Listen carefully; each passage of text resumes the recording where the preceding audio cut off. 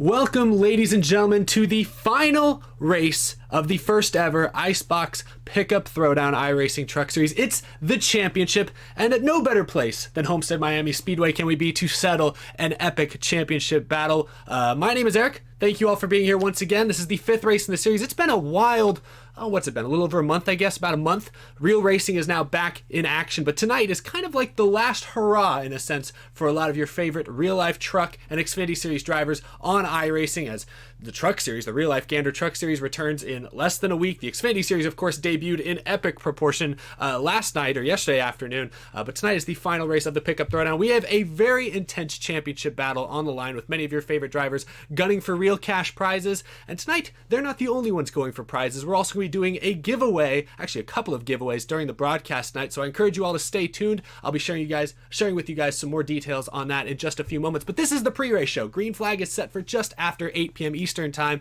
but until then, we're going to get you guys started with everything you need to know. So tonight's race is the fifth race of the series. It is the IceBox 100, title sponsor of the series, title sponsor of the race. They're going all in on this thing, so respect to IceBox for sponsoring this series, for being a great partner of the entire Pickup Throwdown.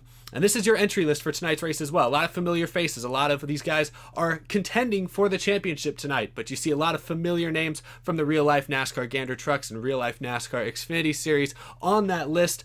Really awesome of so many of these drivers to come and participate in this event tonight. Put on a show for all you fans at home, because many of these drivers have already raced. Many of these drivers raced real race cars 24 hours ago and have since been able to get back to their homes and are willing to put on a show for you guys tonight. So really awesome to see so many familiar faces, familiar names on that entry list right there. But let's talk about the race format for tonight's championship at Homestead-Miami Speedway. It's a 100-lap race around the mile-and-a-half racetrack. Qualifying, of course, is 2 laps. Once again, it's going to be hot temperatures out there, so it's going to be a slick racetrack. Fixed setups, as is per usual. Everyone's going to be allowed 1 fast repair, 1 reset in case they get into some dicey situations early, and as per usual, 3 green-white checkered / overtime attempts is the norm. Now, everyone wants to talk about the point standings coming into this race, because this is the championship, and we'll talk about what's on the line for the champion in just a moment. Right now, Harrison Burton, real-life driver for Joe Gibbs Racing in the Xfinity Series, leads the standings. Santino Ferucci, IndyCar Series driver, is only 5 points back, and then you have Austin Wayne Self, Christian Eckes, Tyler Hill, Josh Bilicki, Jordan Anderson, Ryan Truex, and Hermie Sadler still within striking distance. Unfortunately, everyone from 10th on back has been eliminated from the championship, but that doesn't mean they can't get a second or third place finish, because there is a payout for second and third place in the points as well tonight. And I mentioned those payouts. I mentioned some of those prizes. The championship winner wins $500, as well as an IceBox Cool Air system. They also get a Dragonfire Midnight Pro Tool chest and a Fire Disc Grill, courtesy of our amazing sponsors. Second place is going for $300 tonight. Third place is going for $200, and that's all even after the what you get for winning this race by itself. Just winning this race in itself gets you $500 as well. So a lot of prizes on the line for these drivers, which should make the stakes that much more intense. So here's how the points work. If you finish first in this race, you get 15 points. Second place gets 12 points. Third, 11. And that's how you kind of keep the points close there. But that's why you can see drivers who are only 5, 6, 7, 8 points back. It's going to be tight. It's going to be tough. You go from first to about 6th, and that is a pretty significant drop in the points there. So definitely a lot riding on this race. Every position is going to matter. And now let's talk about something that I'm sure a lot of you guys are interested in for sure. We build this up as there being a giveaway tonight during the broadcast on lap 50.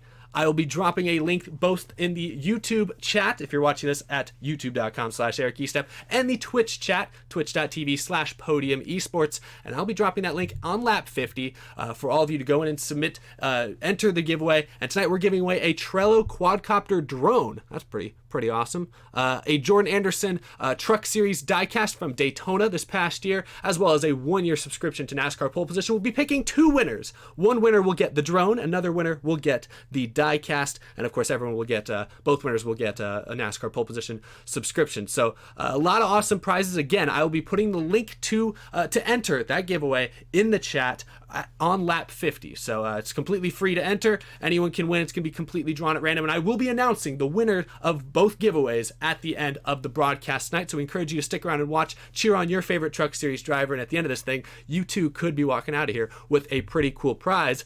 Well, we're about 15-20 minutes away from the green flag, so I now want to go to our official, unofficial Pickup Throwdown correspondent, writer for NASCAR Pole Position, covers the real-life Cup Series, but has been super great at covering the Pickup Throwdown as well. I want to go now to Rob Tiongson. Good to see you, my friend. How's it going tonight?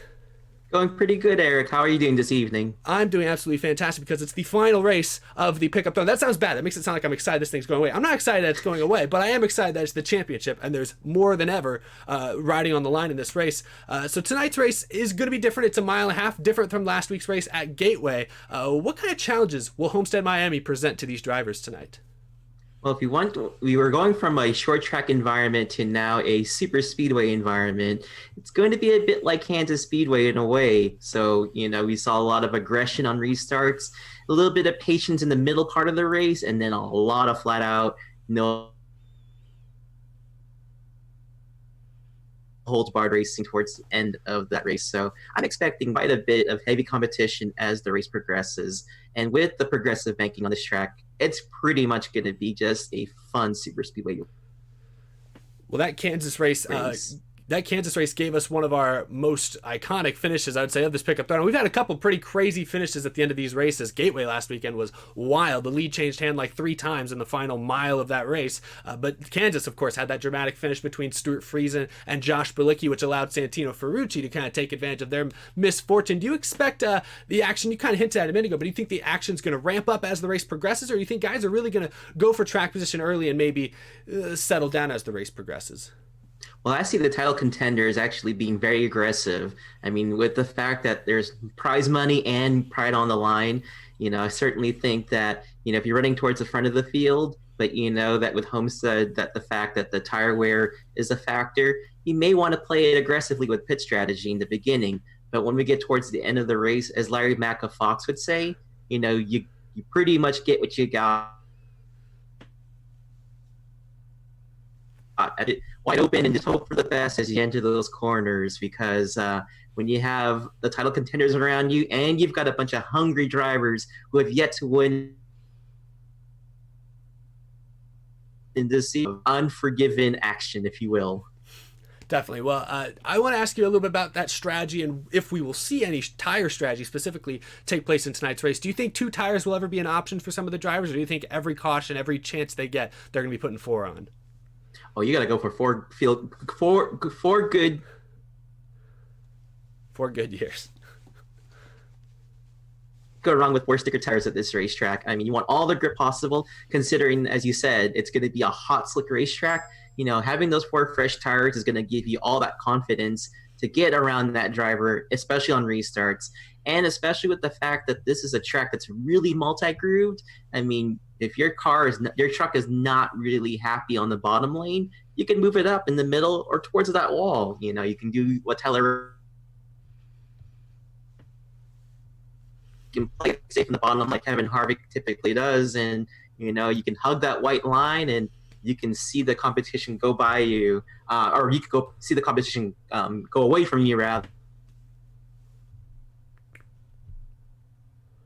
as you go on the inside line. And we do apologize for some of the lagging connection issues. We were perfectly fine in pre-race. So unfortunately, we're having some issues with Rob's connection there. Well, looks like we got you right now. I want to ask, with the championship on the line, a lot of great contenders out there, of course, with Harrison Burton leading the points. We looked at the standings a moment ago. Santino's close by, Austin Wayne Self, Josh Bilicki, Christian Eckes, ARCA Series champion, is out there as well. Are there any favorites you have out there that might have the best shot at unseating Harrison Burton, who's got a nice little cushion right now? Oh, absolutely. I mean, you got to look at Santino Ferucci, who really, if it wasn't for what happened at Gateway, he'd be the one we'd be talking about in the points lead. And he's a driver, as I've mentioned in prior pre-race shows. He races like a man who's got nothing to lose. So I would like to think with that kind of strategy, he's certainly the top favorite to unseat Harrison Burton. But don't look any further. Don't look too far from Josh Bilicki, knowing that he's in the race tonight. I certainly think he could be a really good contender for the championship and for the race win tonight.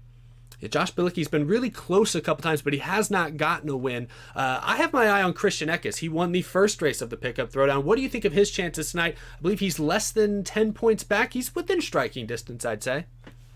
Oh, for sure. I think he's got a Davey Allison chance at this battle, and I mean that in like the 1992 season finale for the NASCAR Fanatics. By that I mean he's got a really good, solid chance. I think he has to pretty much stay out of trouble and just run towards the front as he's always done. And if we see a performance out of him like we did at Texas, then we're in for a good show tonight between these two Toyota teammates. Yeah, and so looking at that entry list as well, and I'm putting it back up on the screen for people to see, are there any drivers that maybe aren't championship contenders, but perhaps you think could have a great race tonight? Think guys like Brett Moffitt or Derek Kraus or even Ryan Vargas, perhaps. Oh, but Ryan Vargas has to be the guy that we have to all talk about in terms of going for the win tonight. I mean, he was really impressive at Gateway before that last lap shenanigans that pretty much wiped out anybody from third on back. Yeah. But he's really good. I think Kyle Weatherman's another driver we've got to keep an eye on as well. And don't look any further besides to Brett Moffitt as well for the race win. As I mentioned in the program guide, Moffitt won this race, well, the truck race in 2018. So if he can translate some of that success tonight into this race, man, he's going to be really fun to watch. Of course. Well, Brett Moffitt is a real-life NASCAR Truck Series champion trying to get a win here in the first season of the IceBox Pickup Throwdown iRacing Truck Series. Well, thank you for joining us, Rob. We really appreciate you chiming in with your contributions, with your opinion on this. It should be a fun race to watch. We appreciate all you've done for this series. Hope it's fun to watch at home, man. Absolutely. Thanks for having me again, Eric. Apologize for the technical difficulties, but again, fans, you can catch my stuff on polepositionmag.com and thepodiumfinish.net. So hope you guys check out our content there, and let's have a great race. Let's get it on. Yeah, I love that energy. Well, we appreciate you being here. That's going to do it for the pre-race show. Green flag is less than 10 minutes away, but don't go anywhere because, of course, like I mentioned earlier, we are doing a giveaway. And on lap 50 of tonight's race, I'm going to be dropping the link into both chats, both the YouTube chat and the Twitch chat, for you all to go enter that contest. Again, it's completely free to enter, and you have a chance of winning either a drone, a Trello quadcopter drone, or a Jordan Anderson 1/24th scale Truck Series diecast. So some really cool prizes on the line tonight as well. So we encourage you guys to tune in, share this with your friends, cheer on your favorite real life Truck Series driver as they go for the win here tonight at Homestead. It should be a really great show. Once again, I will be a part of the broadcast team alongside the rest of the incredibly talented Podium Esports crew. So next time you hear from us, we'll be ready to get started. Qualifying is right around the corner. Truck Series Pickup Throwdown finale is right around the corner as well. Thank you all for tuning in tonight. Should be a great show. Stay tuned for a whole lot more.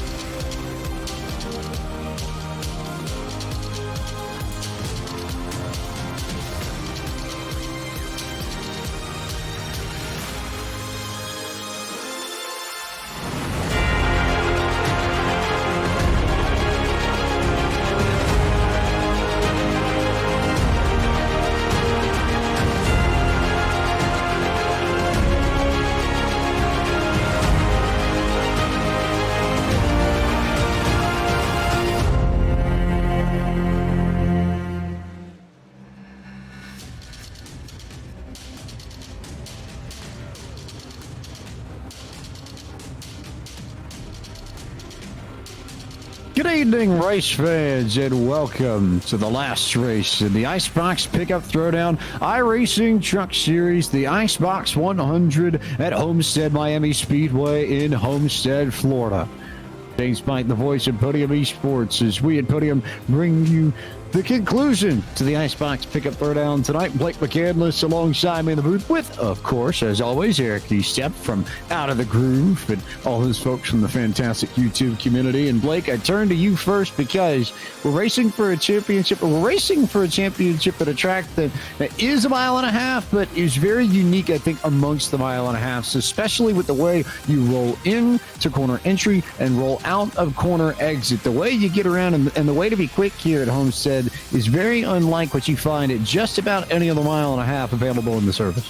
And you're certainly right there, James. It's no wonder that a lot of these drivers in real life, both here and on the sim, really take a liking to Homestead-Miami Speedway with how wide it is, the many different options you have going in the corners here. I know I spent a lot of time preparing for the NASCAR iRacing Road to Pro Series at this racetrack, and it is all about being smooth, being able to hit your line in the middle of the corner. But that is one of the unique things about Homestead, that it's not kind of that same cookie cutter type of layout here. It's all about being consistent, kind of taking that high arc all the way down to the bottom. And again, these guys have a lot of options and a lot of passing opportunities here. That's why these drivers love this track. As we take a look at our friendly big old map of the world and show you where we are in it, way down south. We are south of Miami Beach, about 30 minutes south of South Beach at Homestead-Miami Speedway, which was first conceived as an effort to rebuild the Homestead community after Hurricane Andrew hit the area and made landfall in 1992. This track opened 3 years later and is celebrating its 25th anniversary in 2020. And I think we're going to have a golden race on a silver anniversary racetrack, Estepp. But we're giving away some prizes today, not only to the drivers and to the champion of this IceBox Pickup Throwdown, but to the fans as well. Yeah, great chance for the fans to even get in on the action as well tonight. We're giving away a drone. We're also giving away a Jordan Anderson Daytona 124 scale Truck Series diecast. So a lot of awesome prizes on the line. Everyone stay tuned because on lap 50, we are going to be dropping that link in both the YouTube and Twitch chats for you guys to enter. Free to enter, and we'll announce the winners at the end. We'll have plenty to watch for us. We're going to have a few lucky fans this evening, and we're going to have a champion come away with some prizes as well. First place tonight in the points overall will get $500 and an IceBox cold air system, as well as a Dragonfire Tools Midnight Pro tool chest. So plenty of big-time prizes on offer to the champion, and even to our podium finishers. Second place is going to walk away with $300 tonight. Third place is going to walk away with $200 tonight. And if we're looking at the folks that we need to pay attention to, you have to believe that you want to watch that 18 of Santino, Ferucci. You also want to keep an eye on Austin Wayne Self. Those three are separated by 3 points coming into this evening. Christian Eckes and Tyler Hill are 3 points back of Self, 6 points back of Ferucci, with 30 points in hand coming into tonight in this case. So we will see who jumps in and who makes things happen at the end of the day, Blake McCandless. But it should be some very entertaining racing, I think, at the end of this. I think it certainly should be, but we're going to go ahead and catch up with Jordan Anderson, who's hopped up here in the booth with us. And Jordan, how you doing tonight? I'm good. How are you guys? So we're doing all righty across the board. Jordan, how cool has it been to just promote the Truck Series in this way over the course of the last 5 weeks? I know when we talked at the beginning, you said that you really wanted to make this a showcase for the trucks and the Truck Series drivers who might not have gotten the recognition on a Saturday Night Thunder, but here we are, and we've had 5 weeks of great truck racing and a really cool track, I think, to wrap this up on too. Yeah, I definitely think it drives home how exciting the Truck Series is, whether it's an Xfinity guy, a Cup guy, or a truck regular, even IndyCar guys crossing over to come run the Truck Series. It's been cool to see the IceBox Helmet Coolers Pickup Throwdown go from just an idea to here we are, week number 5 of our championship series. It's been exciting to see the drama, the action, the great finishes, the last lap passes, and everything in between that we've had every week. And just so grateful to everybody that's helped make it happen. Austin, Wayne, Self, and I have really had a fun fun time putting this program on and promoting it. Appreciate you guys at Podium Esports helping make it happen, and Eric Estepp and all the guys from NASCAR Pole Position, every driver that's joined us as part of this series. It's been exciting, and now we come upon Homestead-Miami Speedway, the place where it's all going to come down to the wire, and we crown a champion tonight. So it's going to be quite a treat for all the fans that are going to tune in tonight. It'd be cool for all the fans watching. How about your truck and your chances tonight? How do you feel about that 3 truck? You shut down the fastest time of your practice session right at the end, so I figure you think you might get faster as the sun goes down? Yeah, I ran a lot of laps early on in the heat of the day, and I ran a few laps there at the end just trying to get ready for the race. So I really don't know what to expect. I think the track's going to kind of be a razor's edge as we get going tonight. It's going to probably be tight on entry, loose on exit for a lot of these guys. So I think tire management, as we all know, is big at Homestead, but I think the bottom groove and keeping your momentum rolling on these trucks is going to be pretty big. So some new names tonight. I know we've got Blake Cook is joining us for the first time. Stephen Wilson from the IndyCar Series is here as well. Will Rogers. So we got some new names mixing it up with us tonight, but I know that Austin Wayne Self and Santino Ferucci and Christian Eckes are going for that championship tonight, so it should be fun to see those guys battle it out and see who comes out on top. And finally, a general point, especially now that iRacing has announced that the Ford F-150 is finally coming to iRacing in the June build. You're going to have all 3 trucks and a complete roster of NASCAR vehicles for the first time in iRacing's history. And for this truck series and the ability to promote it just that much more, especially going forward, how big do you think it is to have a complete truck roster finally showing up once we get to June?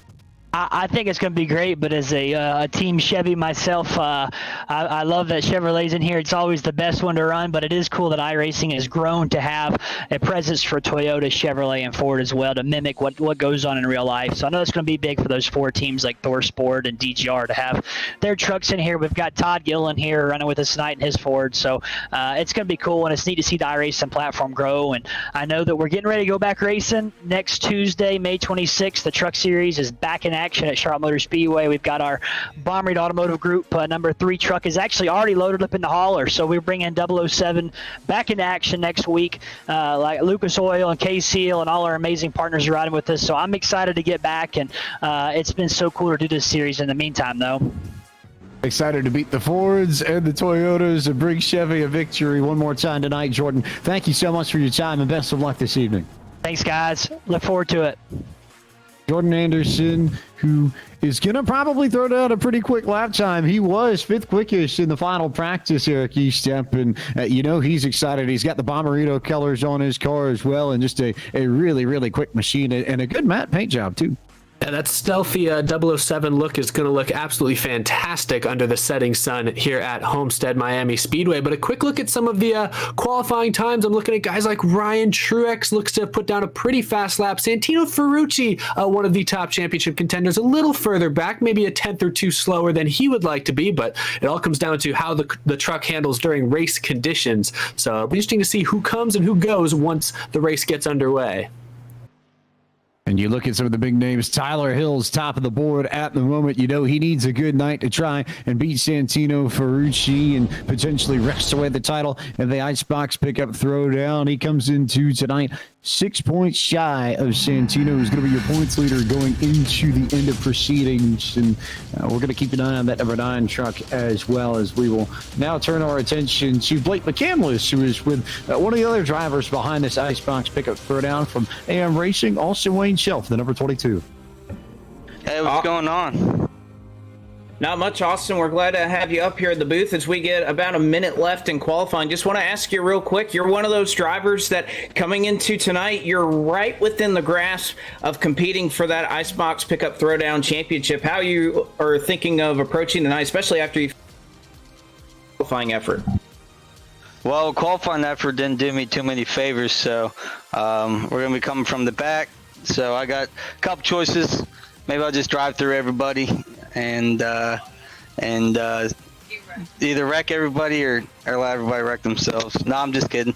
We've just been, the past few races, just been trying to be consistent towards the end, save tires, be better on long runs. Seems like the beginning of these races get a little wild, and then towards the end they spread out and we get a little bit green flag runs. So for me, I'm just going to work on maybe saving a little bit tires and let those guys race hard, but we'll see.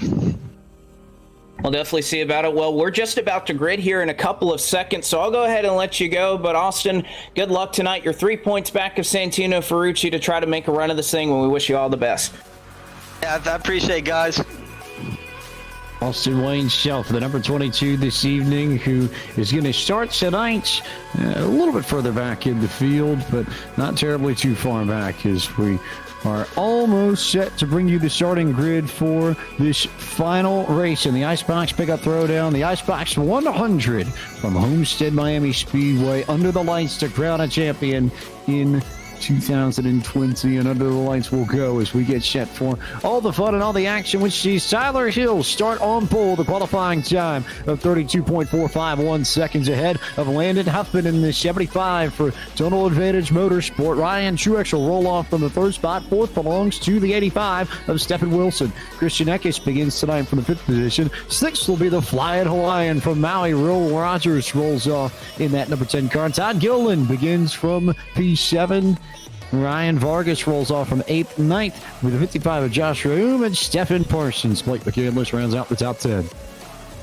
Rolling off from 11th, it'll be Kaz Grala. Austin Terrio will start on the outside of row number 6 and 12. Jordan Anderson, who we just, of course, mentioned, rolling off from 13th. How about it? Hermie Sadler, not too far out of the conversation in the points battle. He rolls off from P14. Santino Ferucci, the current points leader in terms of drivers who are competing in this race, will roll off from 15th. Howard DeSavino will be 16th. Spencer Boyd, 17th. Austin Wayne Self, in 18th. Blake Cook, new to the series. He's making his debut tonight. He'll roll off from 19th. And then two drivers did not put down a time in qualifying. Anthony Alfredo Fast Pasta was a late entry into the server. He doesn't put down a qualifying time. And Natalie Decker will roll off from the 21st position. Let's take a look at the track facts before we go. Green flag racing. This is Homestead-Miami Speedway in Homestead, Florida. A 1.5 mile, 2.4 kilometer circuit that originally opened in 1995 as an Indianapolis-shaped sort of rectangle, then converted to a flat oval, then reconfigured in 2003 to the oval that you see before you, with 18 to 20 degrees of banking in the turns that progressively climbs as you go further up the racetrack, and 3 degrees of banking on the straight.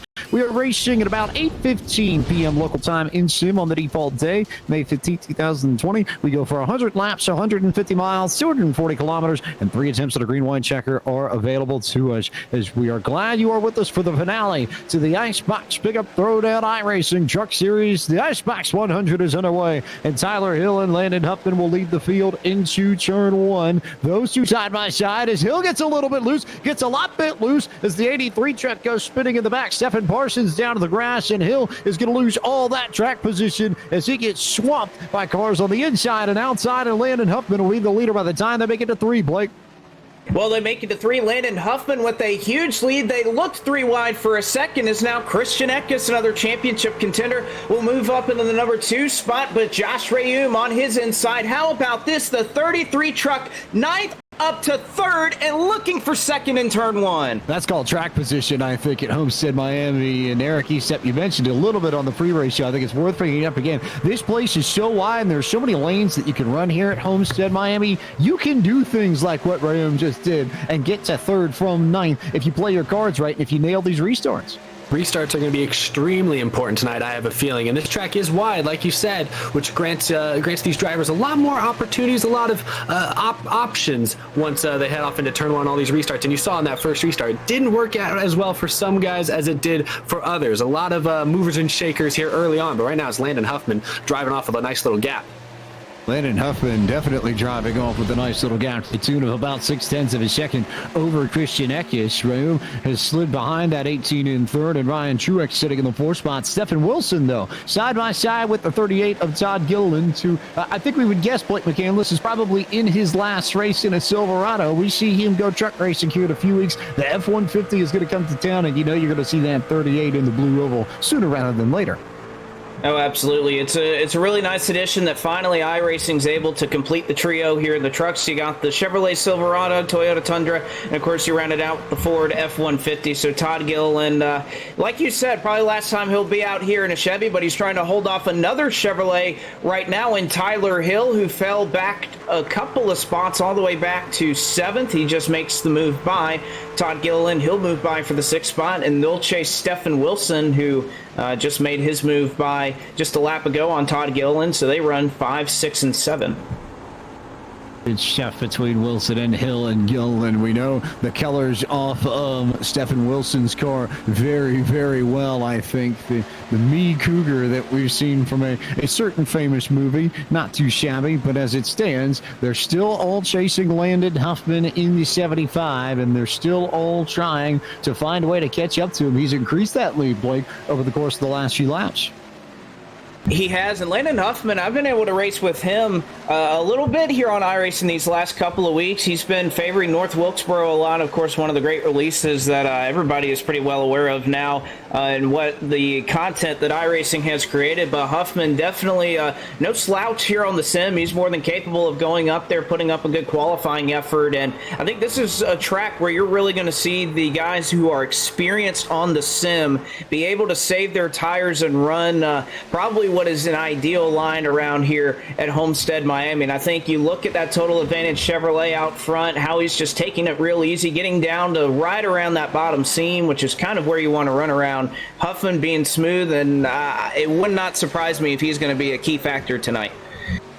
I have a feeling you're probably right, especially since Landon's one of those drivers that's got ties across the board and not only has some real-life racing ties, of course, his father, Robert, one of the most famous Toyota drivers of the early days, a 5-time champion of the NASCAR Goodies Dash Series back in the late 90s and the early 2000s, and also a driver who synced up a partnership with Total Advantage Motorsport and Dead Zone Racing, two of the big teams in iRacing, Blake McCandless teaming up. So I would say that's going to be a dangerous operation, and they got their first victory in the eNASCAR iRacing Road to Pro on Tuesday night with Stephen Wilson getting the job done at Michigan in the top split. So they've had a pretty good week in these trucks, I think, and I figure Landon wouldn't mind making it 2 for 2. No, he certainly would. And getting it done amongst the top pros in the sim, and also getting it done against the rest of these Gander RV and Outdoor Truck Series stars, certainly something that they're looking to do. And Total Advantage, not something that's unique to iRacing. If anything, it's been more recent that they've made the move to iRacing. Total Advantage was a group started up by Landon Huffman that was an esports team that's into a bunch of different things that I probably couldn't list for you right now. But they've just recently made the venture into iRacing, teamed up with a team in the sim, and since then it seems like it's been full steam ahead. He is full steam ahead at this point as Landon Huffman still leading out front. Eckes has brought it down by about 1/10 of a second. Raooms has held on to third. Ryan Truex in fourth. Then we've got that 3-car battle a little bit further back with Stephen Wilson, Tyler Hill, and Todd Gilliland. Ryan Vargas leading this next group in the 8th spot. He's got Will Rogers of the 10, Kaz Gralo right there to it, and Santino Ferucci, one of the drivers we need to pay attention to, Eric Estepp. He's one of the drivers who has the opportunity to come away with the championship in the IceBox Pickup Throwdown if things fall his way tonight. Well, he almost got himself in a little bit of trouble right there, as it looked like Ryan Vargas had a little bit of a issue just in front of him. But yeah, Santino Ferucci is in a position where he controls his own destiny tonight. He is the points leader as a result of the start of this race, and so it's really up to him. If he has issues, that really opens the door for drivers like Austin Wayne Self and Christian Eckes and others who seem to be off to pretty good starts right now. But Ferucci, if he can just keep his nose clean, it really rests in his hands. Eckes is the one to watch at this point. He currently runs in the 2nd position and would gain a few points on Santino Ferucci as it stands, who currently is in 10th. However, it would be a 4-point difference between Eckes and Ferucci at this stage if everything held, and at this point that would not be enough. Eckes needs 6 on Ferucci. So simple answer there, Blake McCandless. The one way to go pick up a few more points and jump the gap and get enough to win, go past Landon Huffman for the race lead. He's starting to close in on the 75 now that we're under green flag racing for a little bit. It's down to 0.5 of a second, so Eckes may have a little bit of long run speed that we need to watch out for. And Eckes looking to put a bookend on this season. He won our opening race at the Texas Motor Speedway, if you can remember, almost about a month ago now. But Eckes, like you said, running down Landon Huffman just a little bit. And this is an interesting situation where being that truck that's running in second isn't necessarily a terrible thing. Obviously, you get a little more clean air on the nose. You're able to rotate in the corner a little bit better if you're up in the lead, if you're Landon Huffman. But if you're Christian Eckes, you pretty much get to make up that difference and potentially even more on these straightaways with how the draft works in these Gander RV and Outdoors trucks. And that last time, James, 0.2 of a second was about what Christian Eckes made up. He's worked it down to about 2 truck lengths now and is pretty much running down our race leader right now.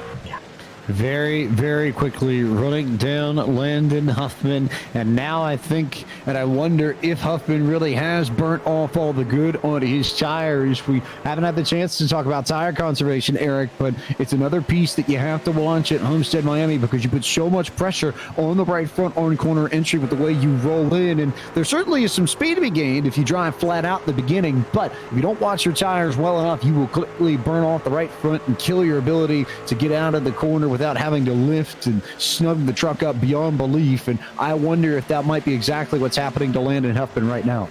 Without a doubt, this race has gotten off to a pretty long green flag run. I say that right as it looks like we have a spin in the back, and that might have brought out our first caution. But I'd expect everyone in the field here to be on pit road for 4 tires and fuel because, like you said, Homestead-Miami Speedway is uniquely wears tires more so than maybe your average mile and a half.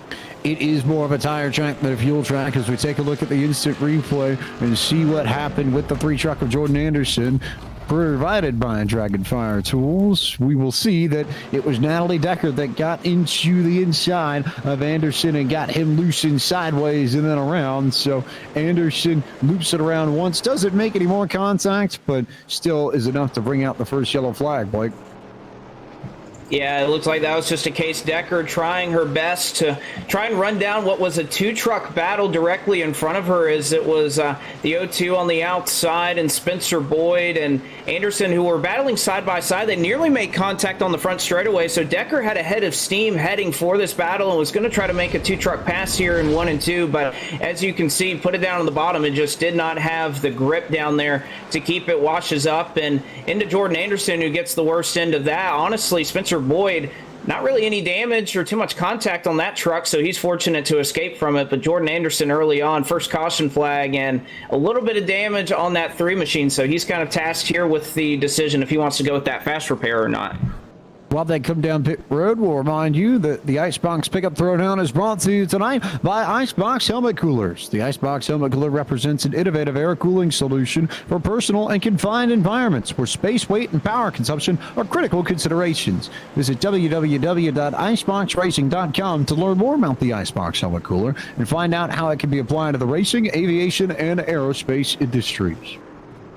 Landon Huffman wins the race off of pit road ahead of Ryan Truex, Christian Eckes, Tyler Hill, and Josh Rooms. And Santino Ferucci actually picked up a few spots on pit road, Eric Estepp. And if we're talking about entitlements, that certainly is going to help his case if he finishes anywhere within the top 9 as it stands. So long as Eckes doesn't win this race, the title is his. Yeah, really, like I said, control is his own destiny, and that was a very smooth pit stop sequence for Santino Ferucci there, gained some important track position. I think it's important, as we saw that first yellow took place kind of mid-pack towards the back, I think it's important to stay ahead of a lot of the action, if you will, especially for Ferucci. I think he can't just lay around in the back and expect everything to happen in front of him. I think he has to go make it happen a little bit for himself, and that strong pit stop there is going to pick him up a few important spots and give him some much-needed track position. I also want to hit on it one more time because for those who didn't get the chance to hear about it at the top of the broadcast, Eric, you've got a few prizes that you're giving away tonight.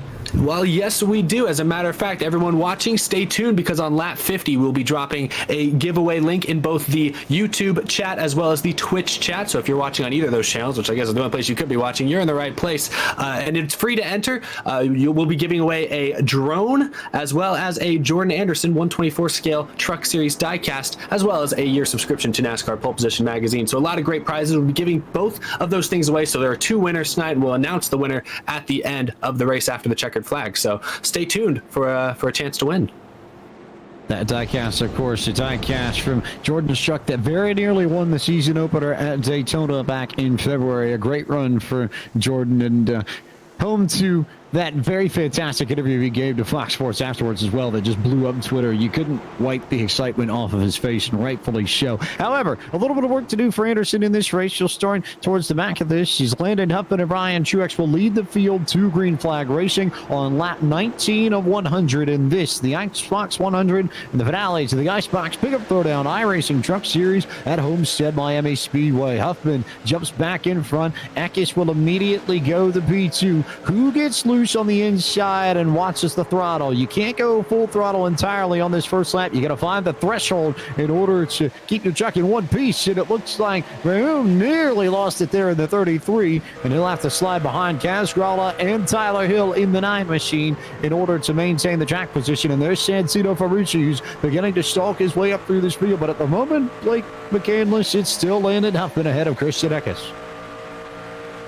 Yeah, Huffman will take the lead here as they're still side by side right now, a couple of positions behind him. This is the battle for the 4th spot between Kaz Gralla and Tyler Hill, but this is an interesting way to start this run, James, because the way these trucks work at Homestead and just with the tires and how important they've become, battling other drivers is very, very bad on your tires. So Tyler Hill, not really surprised to see somebody who's experienced in the sim. He's going to think better of it, drop back a couple of spots, because if you put up that fight early on, you'll be able to maintain your track position for a little bit, but at the end of the run, that's going to really do a number on your tires, and you're going to be paying for that very later on in the run. You will, and it will absolutely kill you. It's something that I think is pretty common between the trucks and even the Class A Cup cars in my own house. We've seen it a lot at Charlotte, where it's a very sort of similar racetrack in the sense that you can just blast the right front and gain all kinds of time in the first 5 to 10 laps of a green flag run. But if you end up doing that time and time again, you'll kill that right front tire towards the end of a long green flag run in particular. And that's something that a lot of these drivers are going to have to be careful of as we progress through tonight's race. Huffman still your leader over Eckes. Ryan Truex holding off Kaz Gralla. And then a pretty good pack once you get back between Tyler Hill and Santino Ferucci. Stephen Wilson is there. Blake Cook is there in his debut. Anthony Alfredo trying to work that 21 truck up in the field just a bit. He currently runs in 10th and is trying to jump ahead a little bit further. And then a three-way battle between Howie DiSavino, Austin Wayne Self, and Will Rogers. So fun stuff there a little bit further back, Blake, from 10th and 11th on.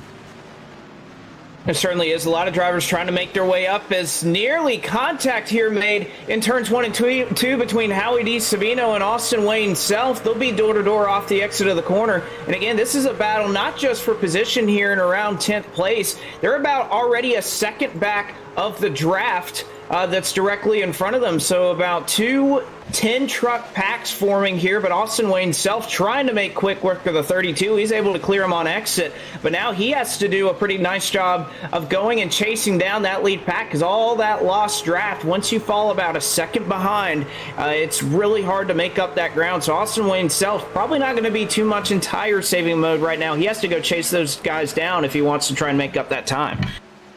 One of the interesting quirks about these trucks and that they poke such a huge hole through the air that you've got plenty of room to suck up behind somebody if you get behind them. But once you fall out of that draft, as Blake said, Eric, it's really, really tough to regain all of that track position and that time, because the hole that you're punching is so significant. If you're the first one in line punching the hole through the air, it makes it very difficult to gain any sort of speed whatsoever.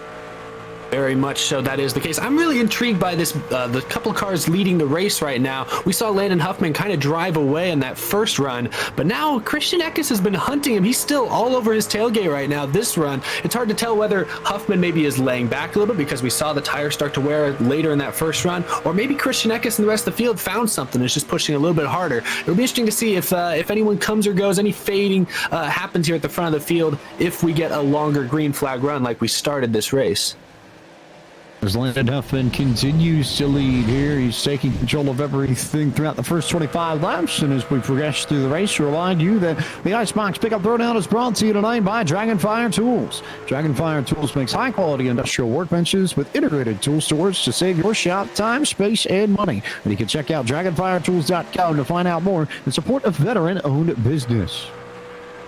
Huffman, Eckes, Truex. How about Casgralla, though, Blake McCandless? It's a name that we haven't had the chance to call all that much in the IceBox Pickup Throwdown iRacing Truck Series. And in the final race of this series, he's having his best run of the series, currently up in the 4th position and holding off Josh Ram in the moment, but looking really solid and stout in that 29 Chevy Silverado. No, he certainly is, James, and his name has been mentioned a couple of times, but not in the way I'm sure he would like it to be mentioned. A lot of accidents that 29 Fury Chevrolet Silverado has been caught up in this IceBox Pickup Throwdown, but doing a nice job, like you said, maintaining the gap, pretty much running times that are right on par with our leaders in Landon Huffman and Christian Eckes. So Casgralla perhaps finding some speed, or at least, at the very least, taking a liking to the Homestead-Miami Speedway, because he's been able to race his way all the way back from the 11th starting spot up here into the top 5, and like you said, is putting up times that are very comparable to our race leaders. Very comparable to the race leaders. He was only a 10th off of Ryan Truex last time by. And even then, how about this? Landon Huffman was a 10th slower than Christian Eckes and 2/10 slower than Ryan Truex. So they're all beginning to bunch up at the front of this field. And Huffman might have the lead, but I don't know for how much longer, Eric Estepp, because Eckes' number 18 Safe Line Auto Glass Toyota Tundra looks very, very sporty. And we've seen him peeking out of line here and there. I've seen him look to the outside. Like here, he's about a half a lane higher up than our race leader, trying to get some clean air on the nose of that 18 truck. But now it looks like it's opened the door up for Ryan Truex, who has been coming hard these last few laps.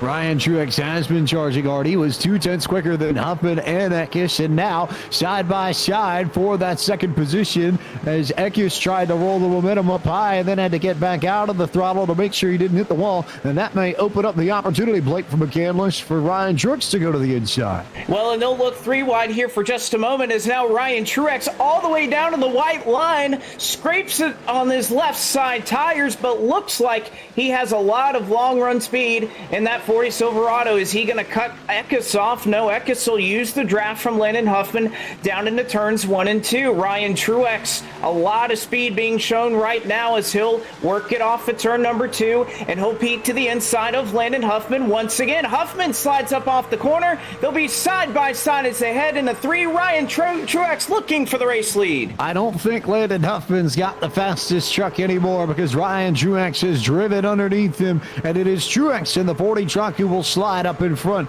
of Huffman 75 to take over the lead and become our first new leader under green flag racing in this IceBox 100 at Homestead-Miami Speedway. All that battling has also brought the rest of the top 5 up into this mix too, and all of a sudden we've got 3, 4, 5 trucks that are there fighting Huffman for P2 as Truex begins to scoot away. Here comes Casgralla, here comes Josh Ram, Tyler Hill in the mix. Those 3 trucks all trying to work their way around Eckes and Huffman. Eric Estepp.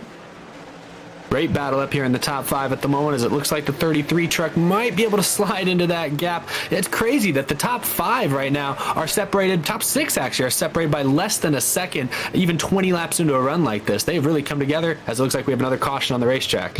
Caution indeed, as we'll take a look at the Dragonfire Tools instant replay and see that it was Howie DiSavino that ended up in trouble to bring out our second yellow flag of the night. Contact with Todd Gilliland in the 38. It looked like DiSavino was just trying to create some space and give a little bit of breathing room to the 22 of Austin Wayne Self, and turned himself across the nose of the 38 machine, went down into the grass over by turns 3 and 4, eventually slid back up the racetrack just in front of Jordan Anderson and locked on the race and smacked the fence on the outside wall in the middle of turns 3 and 4. So damage to the right front of the number 32 truck. Meanwhile, Ryan Truex is going to lead the entire field down pit road, Blake McCandless.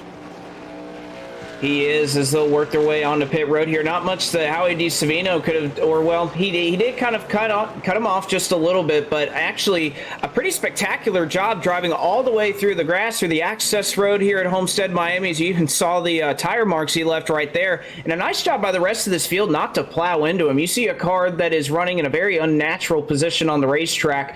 It's a good job by the rest of the drivers in the back of the pack who were able to avoid that. And honestly, considering the circumstances, not a whole lot of damage for Howie DiSavino, but everybody down here on pit road not going to be surprised to see most of these drivers take 4 Goodyear tires, 2 cans of Sunoco fuel, and Landon Huffman, this is one of the benefits of starting up front and having a good qualifying position. He's able to get in and out of his pit stall before anyone else. So Landon Huffman's second pit stall, able to execute on pit road, and now he's able to resume the race lead because of that once again. Landon Huffman with that track position, how crucial, how important that may end up being over the course of this race, especially if we end up with consistent yellow flags. We'll remind you that tonight's broadcast of the IceBox Pickup Throwdown is brought to you by Gen Y Hitch. Gen Y Hitch realizes the importance of protecting investments, and that's why they strive to create innovative hitches for you and your team. Visit their website at www.genyhitch.com to find out more about Gen Y Hitch and support their American-made products. Lap 35 going up on the board, and almost time for people to tune to Twitter to find out a few more details about the Out of the Groove giveaways that we've got tonight, the drone and the diecast from Jordan Anderson of the truck he ran at Daytona and the NASCAR Gator RV and Outdoors Truck Series season opener earlier this year. Should be plenty of fun to see who ends up winning those prizes, but for now, we're going to turn our attention back to the racetrack because we're going to get the green flag on lap 36. Huffman will be your leader, then Truex, Reaume, Gralla, and Hill, your top 5, then Eckes, Ferucci, Alfredo, Stephen Wilson, and Will Rogers, your top 10, Blake McCandless. So a few new names a little bit further back, but more importantly, Santino, Ferucci in great position so far as the points battle is concerned. Well, Ferucci in good position, but I'm really interested to see, James, if we can get a longer, just a little bit longer green flag run, what these guys are capable of. We saw a lot of differing strategies there in terms of tire saving, and it was really starting to kind of just bunch up at the front of the field, and I hope we can get that again because we were about to see one heck of a battle for the race lead, and hopefully we get going green just long enough so we can see that once again. Waiting on Huffman, waiting on Truex. Huffman takes off. Back underway at Homestead-Miami. Lights are on. Sky is dark. Fun times to be had for all as Huffman takes off and rolls away. Good moves there from the 75 to get away to start with. Ryan Truex will slide into second. Josh Reaume in third for the moment. Kaz Gralla looking to the high side. Reaume struggling with the runs here from the inside on these opening laps after restarts because the tires are a little bit colder and you have to bring them up to temp, so you can't quite go full throttle on the inside for that initial lap after a restart plate. No, you can't, but Reaume trying to make a move of it. Oh, and he gets into Kaz Gralla, who's shoved into the outside retaining wall as he'll fall all the way through the field. They scatter around him here on the front straightaway, but no doubt about it, that is going to be some crippling damage on that Fury Motorsports Chevrolet, and Kaz Gralla just going to have to do his best right now to hang on, catch a caution, because I'm telling you what, with how aero-sensitive and how wide open these trucks are, that is damage that Kaz Gralla cannot afford to have, so he's going to need a quick yellow to try to get back in this one. Critical damage for Kaz Gralla in his quest to win this race. You need a clean truck to make it happen. Meanwhile, really good battles a little bit further back. How about Santino, Ferucci, Stephen Wilson, and Will Rogers racing nose to tail, door to door, fender to fender, truck bed to truck bed, if you will, as Ferucci has that high side, that middle groove, which seems to be the preferred lane, I think, and Wilson trying to push on the bottom, and you can push a little bit on the bottom, Eric Estepp, but ultimately here at Homestead, I think you do have to sort of roll the middle and roll the top side a little bit more than you would think. If you sit on the bottom entirely, it's the same sort of deal as what you'd find if you drove it in the corner and just used the right front as your brake and rolled into it. You are going to end up burning off your tires, so you don't want to be on the inside for all of the laps. No, and this track is such a momentum racetrack that if you run that bottom consistently through the entire set of corners, it's really difficult to match the car to your outside's momentum on exit. And it's all about kind of getting a run on exit, drawing up even on the straightaway, and then maybe sliding past them on the bottom on the entry to the next corner. That's probably the best place to make a pass, especially once you get further up into the field here, and these trucks get a lot faster and a lot more competitive. Simple and easy translation, slide job. As I think a lot of people would know from a certain race at Chicago in 2018. But in either case, Huffman's still your leader. He's done a better job this time around of getting away from Ryan Truex. But this was about the point in the last green flag run, Blake McCandless, that we saw Huffman start to fade and saw those tires start to give out on that 75 truck. So it makes me wonder if we're going to start seeing Truex and Eckes and Reaume and company start running that 75 down. Certainly, it makes you wonder. I was very impressed that last run, especially with Ryan Truex and the way he was able to make his way up front very quickly and did it with a lot of side-by-side battling with Christian Eckes. Had to get by Josh Reaume as well, but he was making that bottom side work really well, and I think that's where you want to be, James. If you're looking for that pass, you're going to have to be down there all the way on the bottom side below that first seam that you see a lot of these guys running around. So Truex is definitely going to be one that if he's able to save his tires that late in that run, the line he was running, I think it bodes for him very well. I think there's also the possibility of potentially getting on someone's outside. It's I don't think as likely as what you'd see if you got down to somebody's inside, but I think very likely that if somebody gets up top, you could pinch somebody down off corner exit and carry the momentum from the high side down the straightaway and get clear of someone. So let's not forget that particular way of passing people either. As we continue on here, you'll notice that we've got our first indicator of tonight's Forney's fastest lap, which currently is held by Christian Eckes with that 32.488 he ran earlier in tonight's race. And of course, tonight's broadcast is brought to you by our friends at Forney Industries, a nationwide leader in the distribution of welding and metalworking products since 1932. With 3 generations of machines to choose from, Forney has you covered from beginner to expert. And Forney machines are designed for durability and performance. You can check out their new equipment line along with all their other metalworking tools at www.forneyind.com. Gralla has gone down pit road to get that 29 truck fixed up, so no surprise after the damage he received that he's going to try and get his Chevy Silverado patched up and back out of the racetrack. Meanwhile, Huffman's been able to maintain over Ryan Truex in that 40 truck for the duration of this green flag run at 0.7 of a second. It's pretty consistent. The battle, well, you got Christian Eckes, Josh Reaume, and Tyler Hill, and then you go back to Blake Cook, and it's a pretty feisty pack between Cook, Will Rogers, Austin Wayne, Self, and Todd Gilliland in the 38, Blake McCandless. It is certainly a big battle right here. 4 trucks, nearly nose to tail, all being led by Blake Cook, who, as we mentioned, newcomer to the series, didn't have as much practice as I'm sure he would have liked. Didn't run the qualifying time. I don't think he was capable either. He was fast in practice, ran by far the slowest qualifying time, so perhaps an issue there where maybe he got tied out of the corner. So he's had to do it the hard way. Started back in 19th, has worked his way up into the top 10 and has been doing it very smoothly. I think there's something to be said here for Blake Cook and what he might be capable of doing here tonight. Blake Cook, of course, driver for Colleague Racing, the NASCAR Xfinity Series for so many years, and still a strong association with that group and with Filter Time as well, his company that he owns, the subscription air filter silvers. And Cook trying to make a good run of things and push on here in his 11 truck, currently holding down the 8th position, just ahead of Will Rogers and Austin Wayne Self. As Huffman has managed to hang on here to the lead. It looks like Eckes, though, might be gaining a little bit on Truex, but maybe more importantly, Eric Estepp, Josh Reaume's got some speed, and he's all over the back of the 18. This is as close as I think we've seen those 2 trucks during this green flag run. Yeah, they've really closed in on the back of each other. It'll be interesting to see if they can work together perhaps to catch up to Truex and Huffman. It's really been a pretty consistent top 2 or 3 right here, but we're starting to see a few newer faces up in that top 10, top 5. Josh Reaume is one. This is, I think, the highest we've seen him so far tonight. But keep an eye on Anthony Alfredo back there in 6th. I believe he didn't make a lap in qualifying, correct? So he's come from the back, taking advantage maybe of a couple of restarts, maybe some good pit stops, but he's up to P6. So kind of out there by himself on an island, but if he can catch some of that draft and put some good laps together, he might just be saving his tires at the moment. Potentially.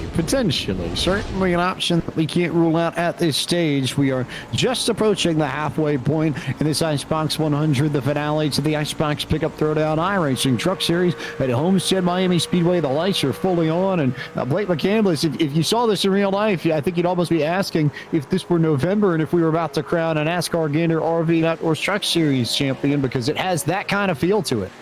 It does feel that way, right? And, I think a lot of us out here in the NASCAR community, you see the colored walls here at Homestead, and it just brings back so many memories of all the championship battles that have been decided at this racetrack. And it just feels natural, doesn't it, that you come here and somebody is going to be crowned a champion. I know we didn't get to experience that this year with obviously the rescheduling of the NASCAR schedule and all 3 national series and how Homestead was supposed to be a spring race this time around, but we'll hold a thought on that. Ryan Truex is all over the back bumper of Landon Huffman and looking for the race lead.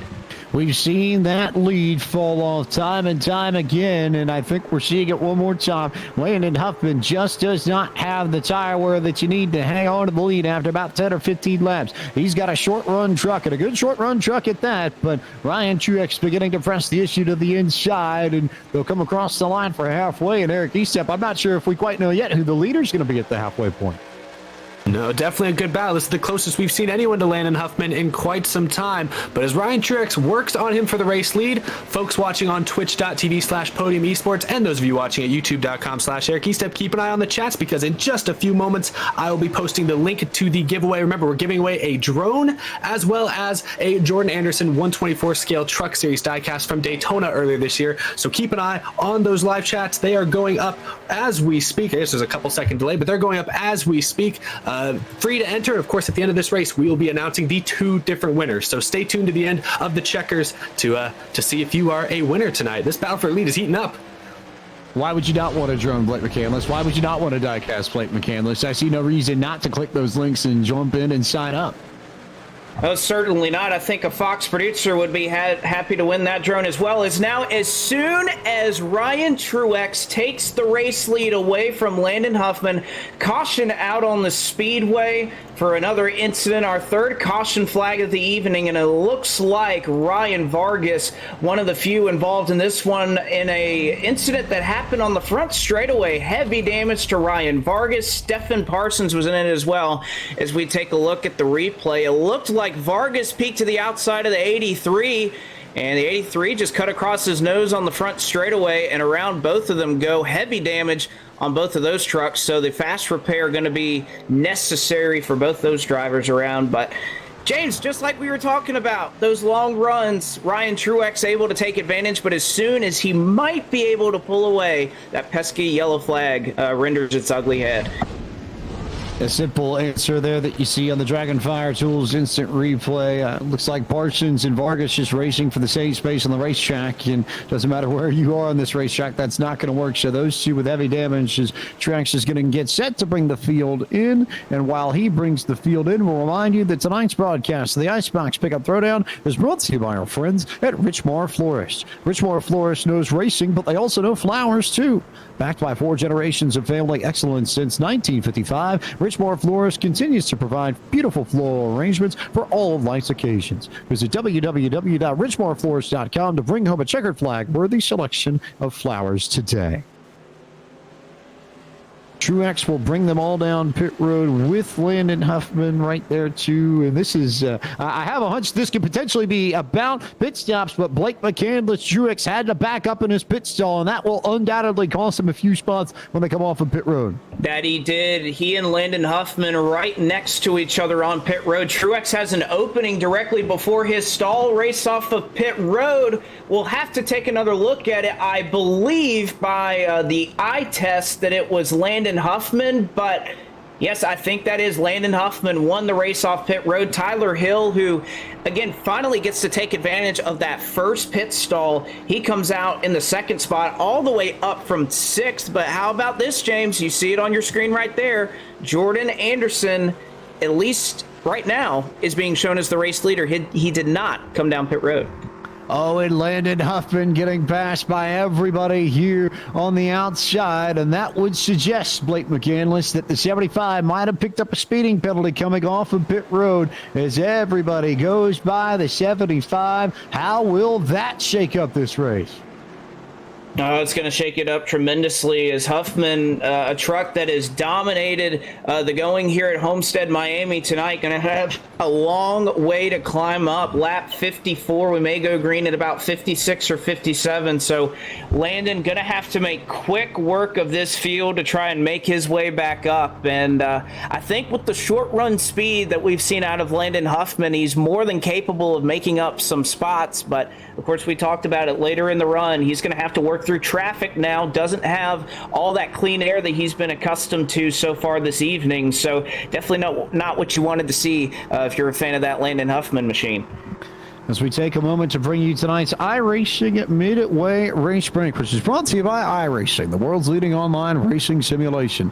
Developed from the beginning as a centralized racing and competition service, iRacing organizes, hosts, and officiates races on virtual tracks all around the world. iRacing is home to a wide variety of officially sanctioned series, with racing for the Australian Supercars, IndyCar, IMSA, NASCAR, the World of Outlaws, and more. As Jordan Anderson is scored as your race leader, he stayed out on 20-lap old tires compared to everybody else, but he leads as they work lap 55 of 100. Tyler Hill is scored in second at the moment. Josh Rayu rolls in the third spot. Fourth belongs to Anthony Alfredo. Christian Eckes sits in fifth. Sixth belongs to the 40 truck of Ryan Truex. Stephen Wilson holds the seventh position. Eighth belongs to Austin Williams self in that 22. Blake Cook in his IceBox Pickup Throwdown debut runs in the ninth spot, and 10th belongs to the Hawaiian in the 10 truck, Will Rogers. Santino Ferucci going to have to make up some ground. He is running in P11. Todd Gilliland runs in 12th. Hermes Sadler in 13th. Natalie Decker is running in the 14th spot. Austin Terrio in 15th. 16th is Stephen Parsons. 17th is Howie DiSavino. 18th now, after that black flag, is Landon Huffman. 19th is Spencer Boyd. 20th, Cass Gralla. And 21st, after big time damage there, is Ryan Vargas. And that concludes our iRacing Midway Race Break. With over 170,000 drivers on the service and over 80 laser scan tracks and cars to choose from, iRacing is the original esports racing game. And for more information, you can visit iRacing.com today. Jordan Anderson will lead them to the green, but Tyler Hill sits in second. And when you compare his position to Santino Ferucci, who currently runs in 11th, Ferucci would get 5 points, and Tyler Hill would get 12. It would be enough, if it finished now as it stands, to make Tyler Hill the IceBox Pickup Throwdown champion. So Ferucci's going to have to get a move on, I think, at some point here. He's been mine in the middle of the field for a good chunk of this race, but we'll see what he can do, and we'll see what happens as they go back to green flag racing and trucks bouncing off each other a little bit further back, right in front of Santino Ferucci, which is about the last thing he wanted to see, as Jordan Anderson will hold that middle groove. But here comes Josh Rayo to the inside of the fresh tires for the race lead. Blake McCandless, as a big wreck happens behind. The yellow flag comes out once again, and before we even get a chance to figure out who was going to win that battle, an incident that will make us bring out the Dragonfire Tools instant replay one more time, and looks like there was some contact between Stephen Parsons, Hermes Sadler, and that number 45 machine of Natalie Decker, or 42 machine rather, of Natalie Decker, Blake. That seems to be the case. Stephen Parsons dove it in hard there in turn one. Barely got into the back of Hermes Sadler. Hermes trying to save and chase the race truck to try and keep it going straight. He gets a little bit more contact from Stephen Parsons. That sends him into Natalie Decker, who really had nowhere to go in that incident. But both of those trucks, heavy damage. I think Ryan Vargas, who just used his fast repair, may have gotten tagged in that one as well, but no doubt Hermes Sadler going to have to come down and use his fast repair. I don't believe that Natalie Decker has used hers just yet, so she may be able to go down and repair that 42 machine. But like you said, heavy contact for both Sadler and Decker on that one. Heavy contact for Sadler and Decker, and those who needed to make things happen. So far as the giveaway goes, we've got the link in on the Twitch side of things as well. So a little bit of a later start, Eric, for the Twitch folks watching the Podium Esports Twitch channel, but they too can get involved in this. Of course, those on YouTube already in good shape got a little bit earlier, but in either case, it should be a lot of fun to figure out who's going to get a drone and who's going to get a diecast, I would think. Yes, of course. Yeah, and everyone stay tuned, because after the checkered flag, we will be announcing both those winners. We had the link on Twitch earlier. It might have gotten buried. My Twitch account, I must be quite honest, is not the most active, so people might not have noticed it at first.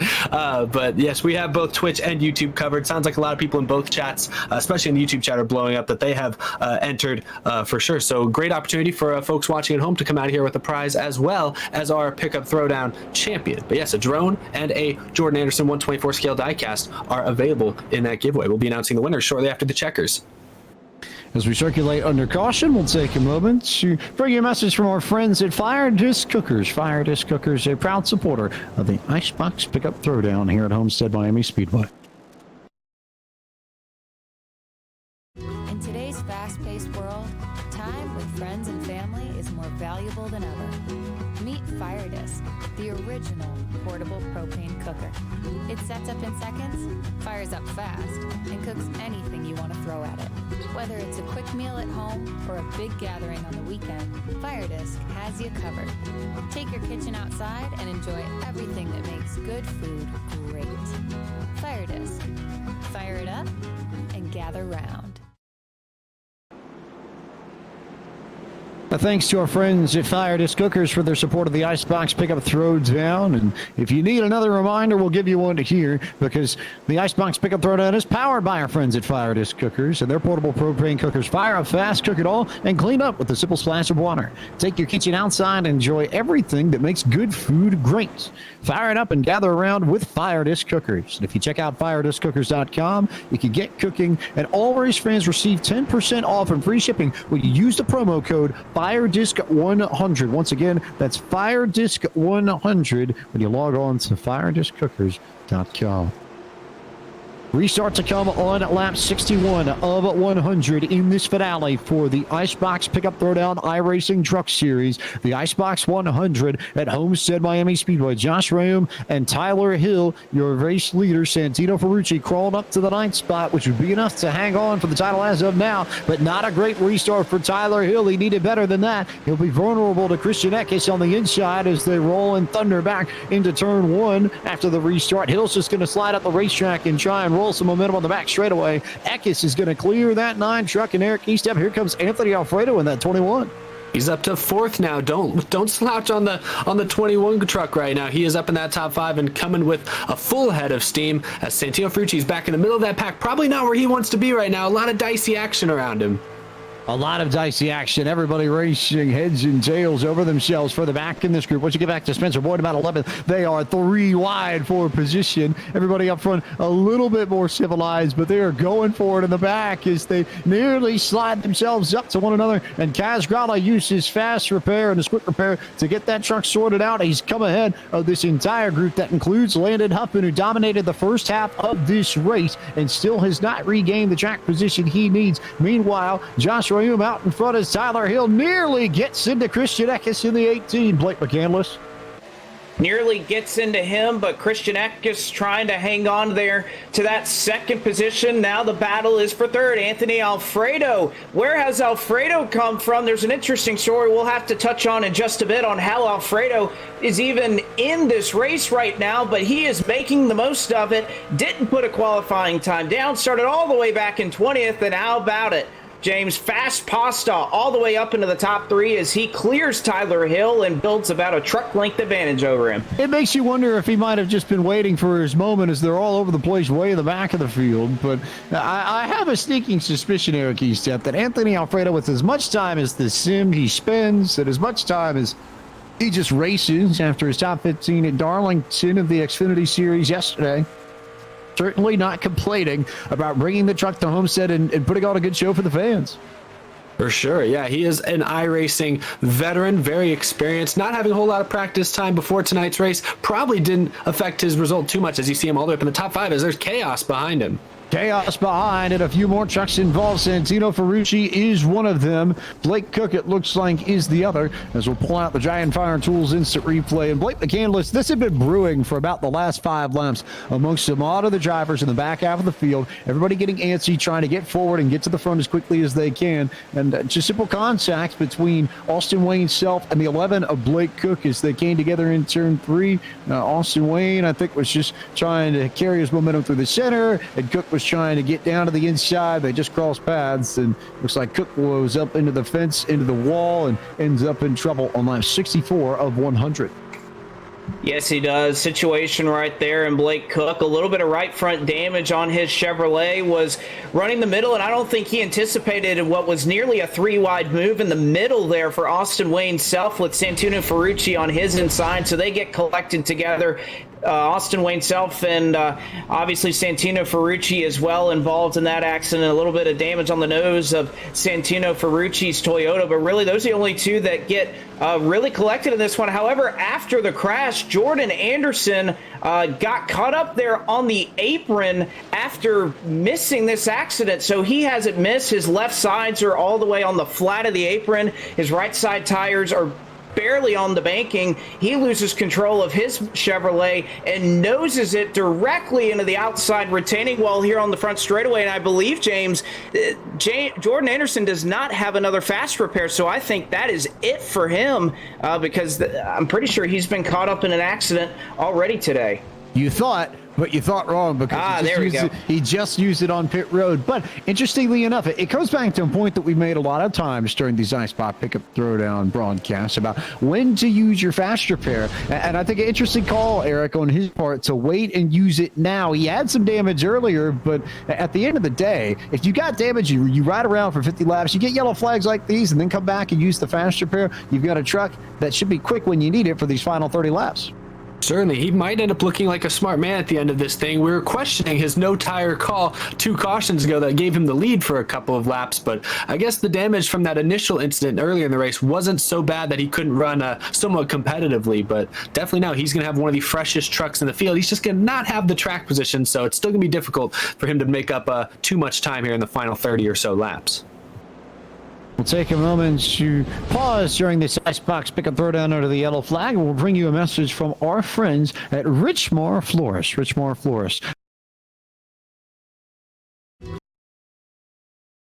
Richmar Florist makes every day a special day, from weddings and large events to that little something for any occasion. Richmar Florist has the perfect floral expression, and they're open online 24/7 at richmarflorist.com. Everywhere, every day. Richmar's 2 retail locations offer a fantastic selection of floral creations, gifts, and home decor.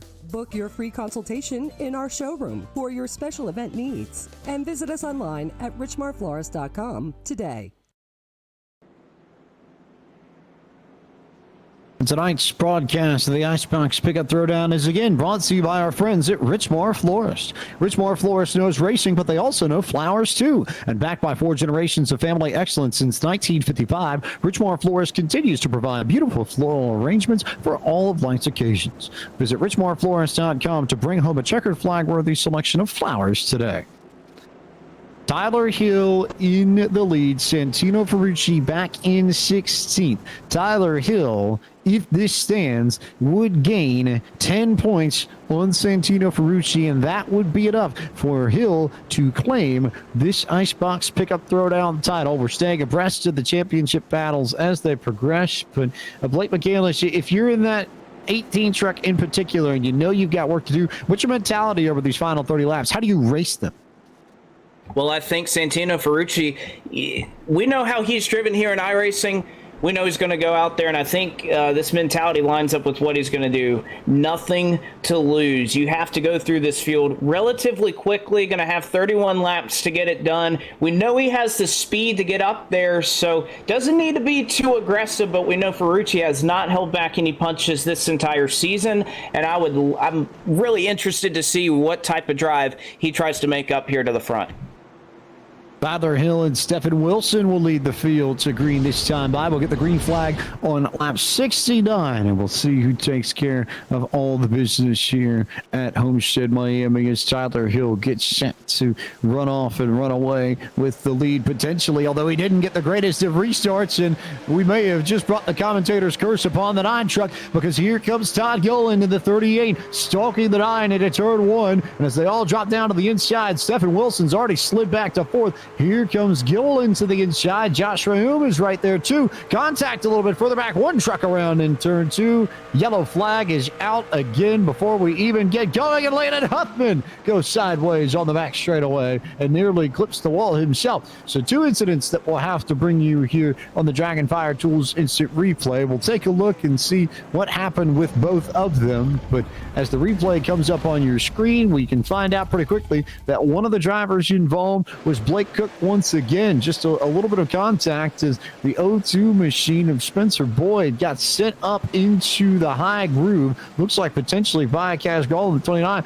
Contact between Boyd and company there that sends Cook up and around. And then Landon Huffman, as they were all checking up, contact between Huffman and Anthony Alfredo, it looks like. His Alfredo bounced off of Christian Eckes, then the 32 truck of Howie DeSavito, then into Landon Huffman, and Huffman had to lock it down quick. I think it's a bit of a miracle, quite frankly, Eric, that Huffman didn't end up getting clipped by any more people.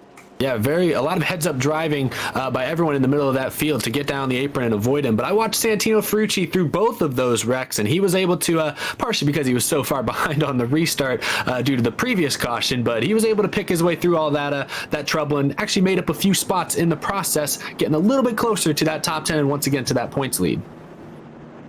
Potentially, as most trucks are going to stay out on the racetrack and refrain from coming down pit road. And while we roll under caution one more time, we'll take a moment to bring you a message from our friends at Gen Y Hitch, another proud supporter of the IceBox Pickup Throwdown. At Gen Y Hitch, we realize the importance of protecting your investments. That's why we strive to create new innovations, like the Boss Hitch, with the ability to remove up to 90% of the inertia between truck and trailer and protect cargo from harsh bumps. The built-in torsion flex technology makes it the smoothest ride on the market. The different height options and pintle capability makes it adaptable to your needs, no matter where you are. Gen Y Hitch, the only hitch you'll ever need.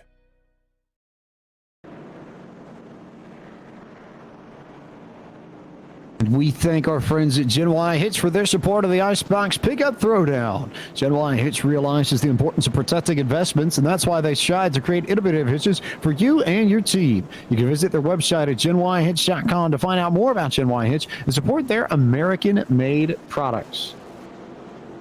A little bit of an incident, Blake McCann, between Ryan Truex and Stephen Parsons out of turn 2. A little bit of tempers flaring under the yellow flag, perhaps? It would appear so, James, that Ryan Truex, who was scored running back here in the 8th position, pulled up in front of Stephen Parsons here on the back straightaway and just gave a very simple brake check to him and gave a little bit of damage to the front end of the 83. Truex rolls on, obviously damages his machine as well. So we'll have to see exactly what happened there, whether it was something under the green flag that Ryan Truex was upset about. But obviously tempers starting to heat up here. We saw it happen late in the going at Worldwide Technology Raceway at Gateway. But right now, Ryan Truex not a happy camper with Stephen Parsons. Not a happy camper in the slightest. And you wonder if those afters are going to take shape of how this race may conclude. Eric Estepp, you put it best in chat. Tempers flaring, indeed. It doesn't matter whether or not it's real or virtual racing. Whether racing is this true to real life, the anger, I think, is also that true to real life as well.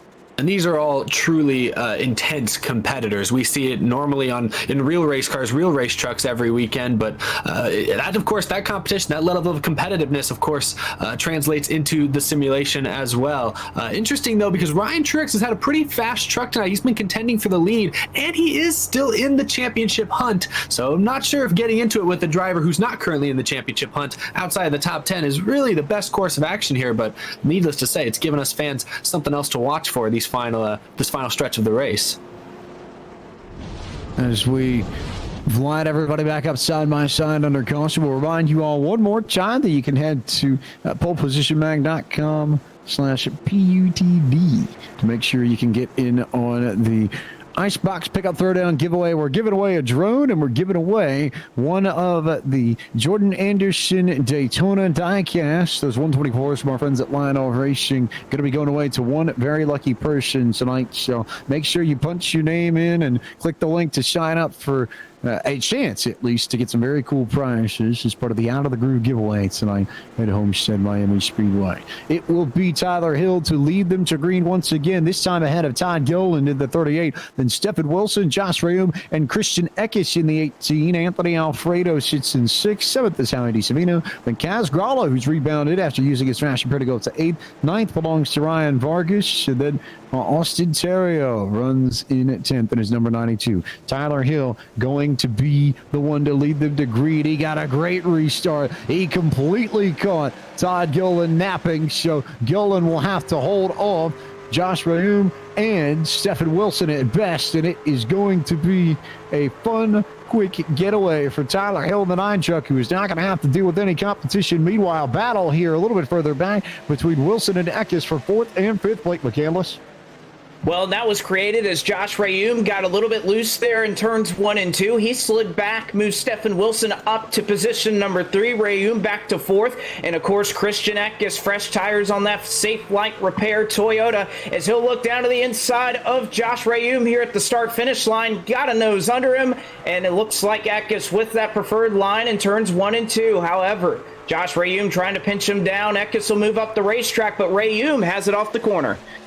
Rayum's got it for the moment. They are 3 and 4 wide for the back. Also of note, these top 3 on 21-lap old tires. Everybody else outside of Howie DiSavino on 9-lap old tires or younger. And they are fighting tooth and nail right around Anthony Alfredo. Howie DiSavino's in the mix. Kaz Gralla, Ryan Vargas, Landon Huffman, Will Rogers, all in there too. And right at the back of this group is the 18 truck of Santino Ferucci, who is racing for the championship, Eric Estepp. He's got to go if he wants a chance to make this happen. We're down to 25 laps to go in this IceBox 100.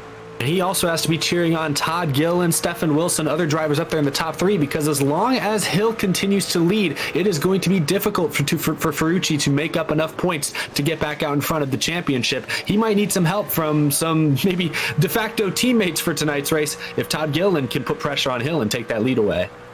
Ferucci needs to get up into 10th. That would make his life a lot easier. It would be a 7-point gap. It still wouldn't be enough, but he'd still be closing it ever so slightly. And I think you're right. It's a combination of Ferucci needs to get back into the top 10, and Todd Gilliland needs to find a way around Tyler Hill to make this all happen. Maybe of most importance, though, Blake McCandless, is the fact that Christian Eckes is the one driver in this group, along with Rayum, that's on the fresh tires. 11 laps on those Goodyear Eagles, and he and Rayum, maybe not surprisingly, looked the quickest of this bunch last time by. They were right there on the nose with Hill and Gilliland and Wilson and company, and I think as this stretches out, they're only going to get faster and faster.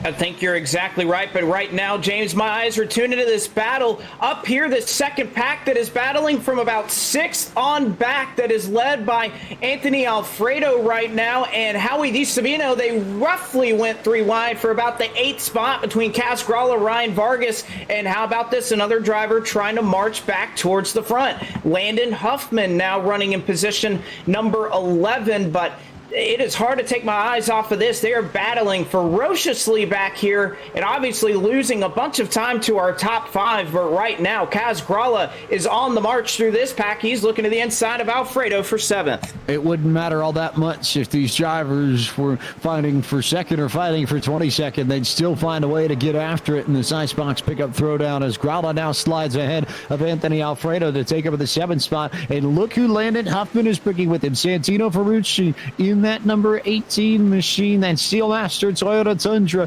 racing for the title. He's got to get up into the top 10, and then he needs a little bit of help. If he gets up into the top 10 and Tyler Hill falls out of the race lead, then Ferucci heads back into pole position for the championship. But first things first, Eric Estepp, he's got to hold off Natalie Decker in the 42. Natalie Decker hard charging there on the inside lane, 3 wide for a moment on entry. Ferucci driving very aggressively right now, trying to race his way back into that top 10 because he can see his hopes of a championship slipping away. There's just a couple trucks between him and a possible chance at winning the ultimate prize.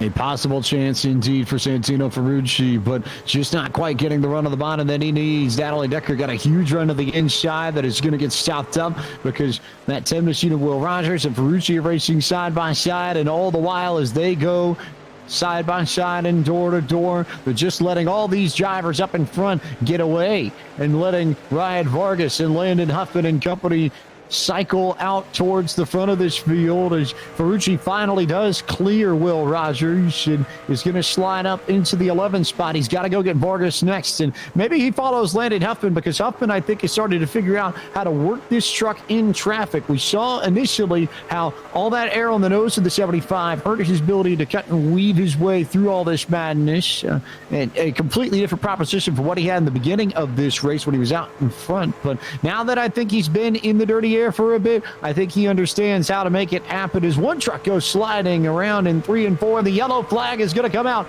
It's Natalie Decker in the 42 machine who brings the yellow flag out on lap 82. And we'll take a look on the Dragonfire Tools instant replay, Blake McCandless, and see what happened with that 42 truck of Nice Motorsports. Well, it looked like Natalie Decker and Austin Wayne Self, they were battling here for about the 14th position. And Decker, as you mentioned, also driving pretty aggressively right there behind Santino Ferucci. She makes an aggressive move down to the inside. Austin Wayne Self already down there as she gets out of shape. She's trying to save the race truck, gets tagged by the 57 as she's trying to collect her race truck up in Austin Terrio. So damage for Austin Terrio. Decker spins, able to keep it outside of the retaining wall. So not any particularly heavy damage there, but I think she's going to call a tow truck. And after using that fast repair, that just might be the end of the night there for Natalie Decker, James. It might be, but how about this? As Tyler Hill brings just about the entirety of the field down pit road, two drivers who have decided to stay out, Austin Wayne Self and Jordan Anderson. And I have to believe, I think Eric Estepp, we may as well try and get a word with Austin Wayne and see what the strategy call is here. So, Eric, let's see if you can dig and find out a little bit about what's going on with that 22. So Austin Wayne Self, we see you staying out right here. You're only a few points behind Santino Ferucci for the championship. What's the strategy play here? Well, earlier, that little incident I got into, I didn't think I had much damage, so I stayed out. And then luckily it was a quick restart, and I realized I had a little more damage. So next caution, I came down, used my quick repair, and now everything's good. Car's handling well. And I think track position, I think we'll have about 15, 14 laps. I think track position is going to do me the best. So, I mean, for me, I'll let a couple guys by. I'm just trying to win the championship. Whoever wants to win the race, as long as it's not Eckes, I'm fine with it. So definitely a championship, with the championship in mind, this decision being put into place. Well, I must say your AM Technical Solutions Silverado looks pretty clean, looks pretty racy out there, and you got your buddy Jordan, looks like he stayed out right behind you, so you might have a little bit of a cushion back to some of the faster race trucks. Well, best of luck to you here. Hopefully it works out for you. We'll be watching. yeah, I appreciate it. I got his sister here negotiating for us, so hopefully I got the upper hand. Good luck. Also of note here, just looking at live points, Austin Wayne Self, currently your race leader. Christian Eckes running in the 7th position. Eckes would pick up 8 points, and Austin Wayne Self would pick up 15. It's a 7-point swing, that would be. And as it stands, coming into tonight, Austin Wayne Self had a 3-point lead on Christian Eckes and with 3 points behind Ferucci. So I think the bigger issue here is that Ferucci has got to find a way in front of Eckes at least. And if Self is leading and can maintain this track position, Ferucci outright has to find a way to at least get ahead of Austin Wayne Self some way or another. If Austin Wayne Self beats Santino Ferucci by that much, it's going to be game over, and Ferucci would need to climb, as it stands, up to second. Now, whether or not Austin Wayne Self holds that track position, we don't know. We'll find out here in the final 15 laps of this IceBox 100 at Homestead-Miami Speedway. So we'll turn the attention to Austin Wayne Self when we go back green flag racing. But at the moment, we'll remind you that tonight's broadcast of the IceBox Pickup Throwdown is brought to you by IceBox Helmet Coolers. The IceBox Helmet Cooler represents an innovative air cooling solution for personal and confined environments where space, weight, and power consumption are critical considerations. Visit iceboxracing.com to learn more about how the IceBox Helmet Cooler and find out about how it can be applied in the racing, aviation, and aerospace industries. And a friendly reminder that our champion of this IceBox Pickup Throwdown will receive an IceBox Helmet Cooler's cold air system to use in their truck, perhaps Eric Estepp, or office or shop or somewhere, but could be useful to one of these Silverados or Tundras when we go back real life racing, no? Without a doubt. Also a Dragonfire Midnight Pro tool chest, a fire disc grill, $500. A great prize pack for the winner of this year's championship. Of course, prizes on the line for the winner of this race as well. So there's more to race for everyone in the field as well. Prizes all about, but the big one here is that IceBox Helmet Cooler, and Austin Wayne Self has leapt up with that track position and has the spot that he wants now. The problem, though, is that everybody else is on fresh tires, and maybe of note, our leader at the beginning, Landon Huffman, has rebounded from the penalty and has jumped up into P3, and they all stack up behind Landon Huffman. Austin Wayne Self did not get going and then missed a shift, and they start wrecking on the front straightaway. Todd Gilliland goes around, as does Christian Eckes, and the yellow flag comes comes out before we even get to turn one, and that was a wild restart. Austin Williams just kind of missed the restart, and it forced everybody else to check up behind him. We'll take a look at the Dragonfire Tools instant replay to see how that panned out, but the 22 just struggling to get going on the old tires, probably had a little bit of wheel spin, then missed the shift as well. And just struggled to get going. Landon Huppin was headed down to the inside already. He read it nicely, but they all stacked up, and contact between Christian Eckes and Josh Rayum. Eric Estepp eventually sends the 38 around along with the 18. Yeah, several of our championship contenders involved in this one. You saw Christian Eckes go around. He was one of them. Austin Wayne Self obviously going to lose some of that important track position. And I was watching Santino Ferucci. He was able to duck out of line. He had to go through the grass. He even had to go onto the access road. But it looks like he dodged this wreck without any issues. So this could be huge for our points leader coming into tonight's race. A huge one for Ferucci, who just managed to avoid Eckes going sideways. And Eckes, I think, now coming down pit roads to get his truck fixed up. You would think he'd probably use the faster pair, and does. So there goes the faster pair on the 18 truck. You've only got about 10 laps left, though. You're going to have about 10 when we get to the restart. So maybe no surprise that the 18 uses that up. The problem, though, he's got 10 laps to literally drive through the field, Dale Earnhardt at Talladega style, to have a shot at this title. He's got to get back to Austin Wayne Self and Santino Ferucci, Blake McCandless, to have a shot at this.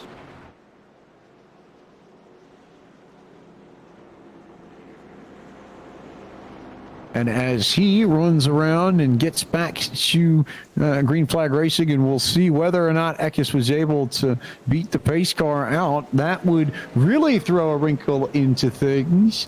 And it looks like he might not have. So Eckes may have trapped himself a lap down here right at the end. He may be in need of a green line checker. We'll see. And then gets the wave around on the pace car. So was about to go a lap down and then wasn't. So Eckes will at least be on the lead lap. So he's got a shot, but it's not a great situation for Eckes. But while Eckes gets set and gets back to things, we will turn our attention to the world of iRacing and all the events that are going to come up over the course of the next few weeks. And it starts on a very entertaining Saturday afternoon. Two events to tell you about. One we've known about, and one that popped up. The Better Half Invitational, powered by Simplicity Cold Pressed Juice, is going to come your way on the iRacing Twitch, Facebook, and YouTube at 2:30 Eastern Time tomorrow afternoon. That should be a fun one. It's the wives and girlfriends of the stars of the NTT IndyCar Series taking to the sim themselves and the Pro Masters at Worldwide Technology Raceway at Gateway. So a great track for open wheel racing throughout the year. Is going to see a lot of fun as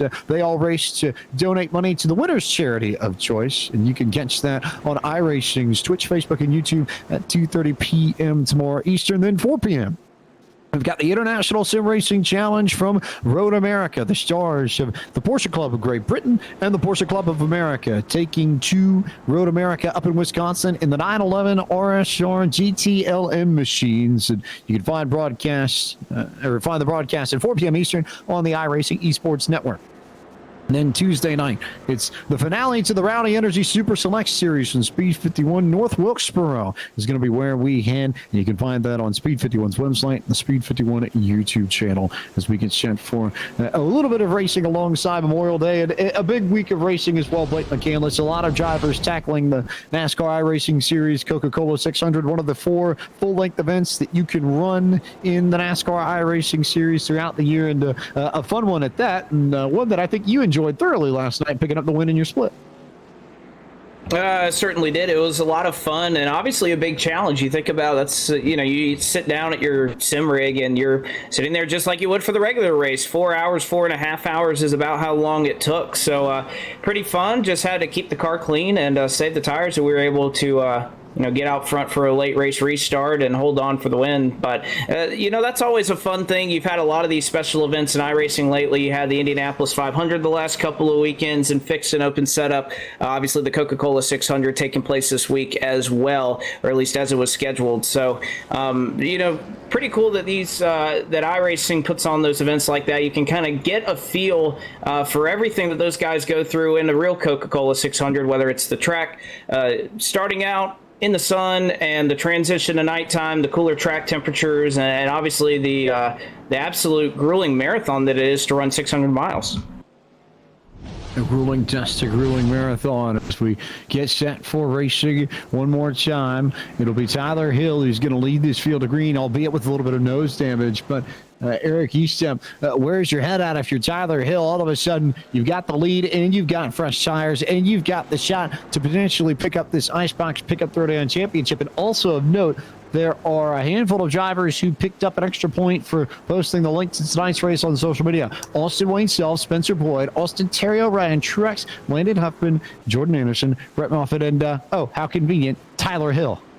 And that 1 point might come into play here, as well as for Austin Wayne Self. I'm punching as many buttons into my calculator right now as I can to figure out the points as they run. Based on those numbers, Tyler Hill currently has a 2 point lead over Austin Wayne Self and a 3 point lead over Santino Ferucci. So Santino Ferucci, he's back in that top 10, but right now he's either going to have to make a huge charge up into the top 4 or 3 or 4, or he's going to have to rely on Self and Hill possibly losing a couple spots, because points become more valuable and there's a bigger jump in points the further up the leaderboard you get. So first place gets 15 points, second place only gets 12. We turn the attention to the 9 truck. It will be Tyler Hill to lead them to green with 8 laps to go in the IceBox 100 at Homestead-Miami Speedway. Hill, Wilson, Austin Wayne Self, Landon Huffman, Howie DiSavino, Ryan Vargas, Will Rogers, Josh Rayum, Austin Terrio, Santino Ferucci back in the top 10. We've got a lot to figure out over the last 10 laps. You've also got one more opportunity to jump in and submit your name in for the drone and the diecast as well, as Tyler Hill takes off and gets a good restart. Austin Wayne Self just sort of sitting, waiting in the back there. Stephen Wilson goes to second, and as they all begin to charge here, Blake McCandless, it's Tyler Hill that's got the lead out of turn 2. It's Tyler Hill with the lead, Stephen Wilson in second, and how about Landon Huffman restarted back in 5th? He's already up to 3rd as they head into 3. They head into turn 3 and into turn 4, and Tyler Hill maintains the lead. The battle, though, is right around Ryan Vargas and Josh Ramos. Santino Ferucci looking to the inside, trying to drive up through the field and win the title in the IceBox Pickup Throwdown. Down to 7 laps to go for Tyler Hill.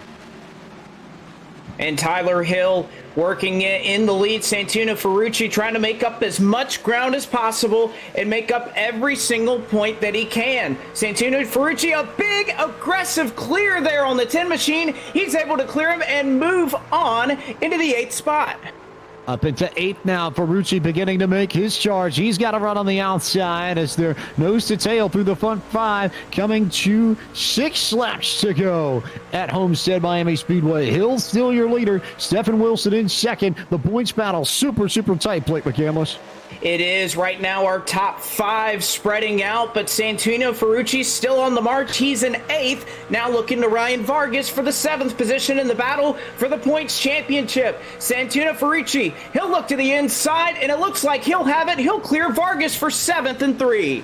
One more spot there for Santino Ferucci as Vargas nearly bounces off of Casgrala. Everybody racing nose to tail. Trouble in turn 4. Everybody wrecking on the front straightaway as the yellow flag comes out again, and they all get stuffed up around that 10th spot. Santino Ferucci just escaped. How close was that to disaster, Eric Estepp? It happened right behind the 18 truck. As we take a look at the Dragon Fire Tools instant replays, Ryan Truex and Casgrala make contact, but a whole bunch of torn up race trucks. You've got Ryan Vargas in the fence. Austin Terrio goes around, and Casgrala spinning down the front straightaway too.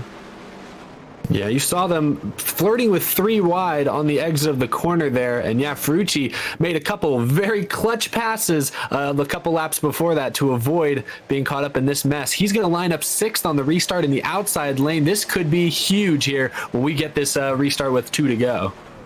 We'll reset the points situation for you as it stands. Coming into tonight, Santino Ferucci had a 6-point lead on Tyler Hill coming to the end of this. Austin Wayne Self is also still in the mix too. He rides in the 4th spot. So right now, if we're trying to really tweak and twist and do the math, it would be 10 points that Austin Wayne Self would get. It would be 8 points that Santino Ferucci would get. It would be 15 that Tyler Hill would get. And I believe Blake McCandless, we'll have to try and do the math really quickly here, but it would make things very, very close between that bunch. It certainly would, and these are nail-biting moments. And again, we could calculate that out right now, but there is still a lot left here to happen as we'll continue to pace. We will be into overtime here. Green-white checkered finish. A couple of trucks head down onto pit road. Most of them who were involved in that accident looking to get a fast repair if they have it, or just get 4 fresh tires since they're already in the back of the field anyway. But this is where it's going to get really interesting. I think Landon Huffman restarting there in third is going to have to be somebody to watch. Has fresher tires than those drivers ahead of him. All he needs is a good restart. And then Tyler Hill, who, again, like you said, gets 15 points for that win. If he has to mess with Huffman and Huffman's able to pass him, you can throw all of that advantage that Tyler Hill has, and you can kiss it goodbye. And I think Huffman's going to be a real challenge here for Hill to hold off. A real challenge indeed. As we remind you that tonight's broadcast, the IceBox Pickup Throwdown, is brought to you by our friends at IceBox Helmet Cooler. The IceBox Helmet Cooler represents an innovative air cooling solution for personal and confined environments where space, weight, and power consumption are critical considerations. Visit iceboxracing.com to learn more about the IceBox Helmet Cooler and find out how it can be applied to the racing, aviation, and aerospace industries. And while we crunch numbers, Eric Estepp, I figure you want to tell the folks one more time about what they could win if they fill out the form and maybe potentially get themselves in for a drone or a diecast, perhaps?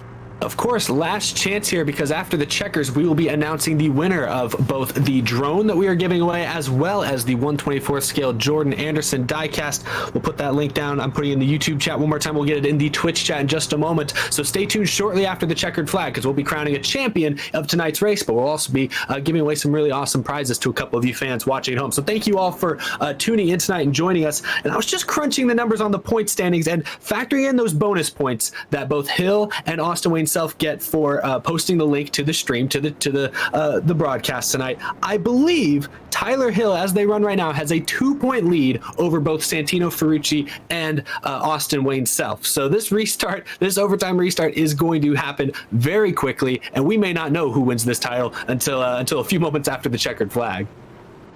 How wild that would be indeed. It would be a tie between Shelf and Ferucci as it stands, and Tyler Hill maybe edging himself ahead. So it makes things pretty simple and straightforward, Blake McCandless. If Tyler Hill can win this race, he's got a very good shot of getting the title. If he wins, then Ferucci would have to finish in second, and even then, I think Hill would be good by virtue of the bonus point on social media. So who knew Twitter could win you a championship in racing? One of the fun little quirks here, right? Absolutely. That's what it's all about, is having fun here. But the big challenge for Tyler Hill on the old tires as the lights go off the pace car. Reminder out there that not only do we have overtime for a green-white checkered, we have the maximum of 3 attempts here.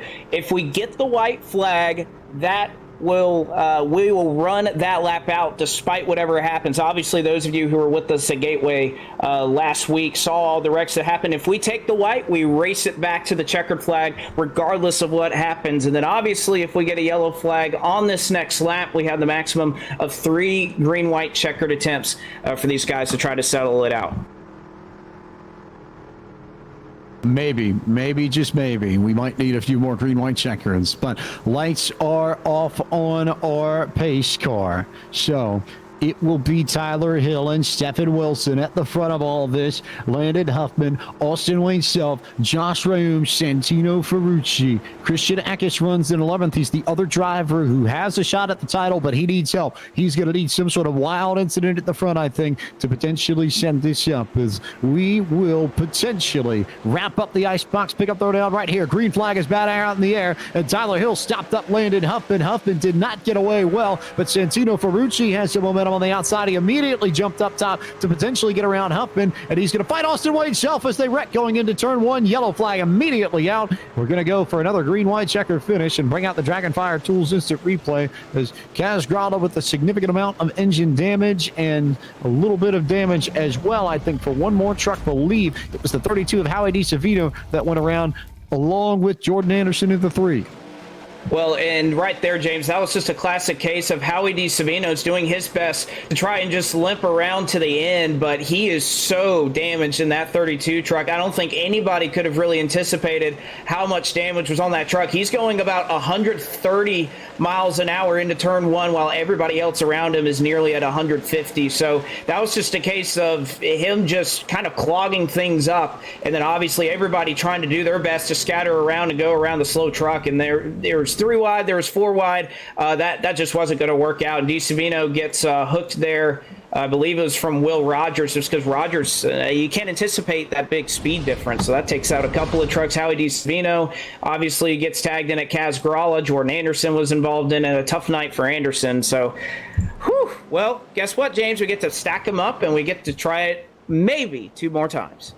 Maybe 2 more times here as we are working out the math as it stands. Can tell you that as it stands, Tyler Hill would be on 46 points. Then you take the points that Austin Wayne Shelf would get. He came into tonight on 33, add 1 for the social media link, and then add 11 for third place, and he gets a 12. So it would put him on 45.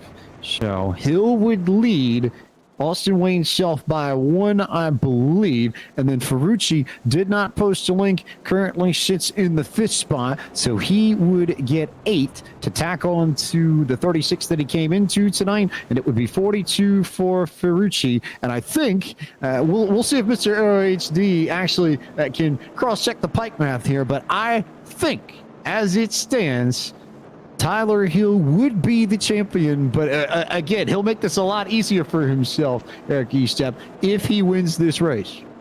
Yes, if he wins this race, it becomes tight. I believe, and again, we're going to have to get a couple of people to cross-examine this, but I believe well, I'm looking at numbers that are a little varied, so it's hard to tell. I'm not sure if Ferucci gets 8 points or 10 points based on the graphic I'm looking at, but depending on how many points Ferucci gets for running in the 5th spot, that could very well dictate whether or not he is your points leader. As it stands, I believe both he and Austin Wayne Self are 1 point behind Tyler Hill as they come to this restart. So if Ferucci can gain 1 spot on track, that would be a tie, and we'll have to go to the rule book to see how we break that thing up. And maybe the biggest game changer of all, as we look at the rule book, the pole award winner gets 2 points. You know who won the pole tonight, Blank McCandless? Tyler Hill in the one machine. So that could end up maybe tipping the championship in his favor outright, which I think means that as it sits, it's 48 to 45 to 42. So simple and easy, I think, then for Austin Wayne Shelf and Santino Ferucci. They have to get around Tyler Hill. No doubt about it. They certainly do. And I think Ferucci right now with the tires he has, all he has to do is get a good restart. But how about this, James? It just seems so fitting. All the great racing that we've seen over the last couple of weeks in the IceBox Pickup Throwdown, you have Tyler Hill, bottom side, front row. You have Austin Wayne Self, bottom side, row 2. You have Santino Ferucci, bottom side, row 3. I feel like maybe this just reminds me a little bit of a championship battle gone a couple of years in the NASCAR Cup Series where you had enough championship contenders there on the bottom. Will we see a similar result? That, I guess, is the question we'll all be asking ourselves. A similar question indeed, as it could be Tyler Hill's IceBox Pickup Throwdown to lose, especially with that pole award. That, I think, is the biggest game changer of all. He could walk away tonight with 18 points, which would be enough to leapfrog him over Santino Ferucci and Austin Wayne Self and Christian Eckes, who still has an outside chance. Eckes currently running in the 13th spot. But it is those 3 horses at the front that really have the crack at this, and those 3 that we're going to want to watch as we come to our second attempt at a green one checker. Currently working lap 105 of 100 as we race into overtime here at Homestead-Miami Speedway to find out who's going to win the IceBox 100 and who is going to win the IceBox Pickup Throwdown. All right, all in the hands of the 9 truck. The points under his control. This restart is under his control. He is the race leader in what could be the last restart of the night. And we will wait and see whether or not that Chevy Silverado comes away with the big marbles at the end of this race. Waiting to see when they go. They all tried to catch up to him, and Austin Wayne Self had to check up. And here comes Santino Ferucci to the inside, doing what he has to do to get down underneath the 22 and potentially take the spot away as Austin Wayne Self fights hard on the outside. It's going to be Ferucci making the move up into third out of turn 2. Power move for the Sealmaster Toyota. Santino Ferucci clears this battle as they're now nearly 3 wide behind him. Ferucci up to position number 3. Tyler Hill hanging on. Austin Wayne Self gets tagged. He saves it. Tyler Hill's up the track. Here comes Ferucci for position number 2. No yellow flag. They'll face the white this time. White flag here. This is it. Final lap of the IceBox Pickup Throwdown. And Santino Ferucci racing side by side. He drives it deep into the corner and sends Tyler Hill up the racetrack. Ferucci takes over the spot. He'll give up a place to Josh Rayum in the 33. It's all Stephen Wilson at the front. And Stephen Wilson for the final time, an easy lead into 3 and 4, but our eyes are on the championship battle. It's Rayum in second, Ryan Truex making a move on Ferucci for third, but off of turn 4, it'll be Stephen Wilson who emerges with the race victory. Ferucci finishes in third, and oh boys, get out your calculators. Oh my goodness and a half. It was big time driving from Santino Ferucci.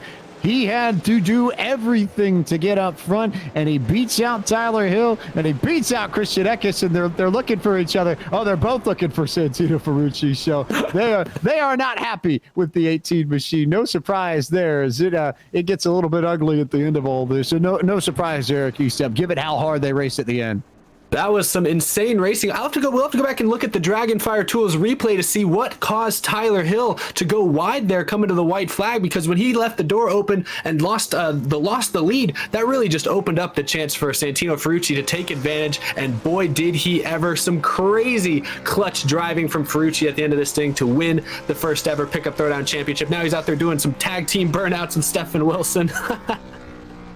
Stephen Wilson burns it down on the front straightaway, and then once he burns it down, we'll give you a replay and we'll show you what happened over the last few laps to show you how Santino Ferucci got to third. As all the calculators bust out, we try and figure out who ended up winning the title after all. But a big one for Stephen Wilson at the end. We can't take away from what the 85's done here, because pretty important stuff there from Stephen to come away with P1, Blake McCandless.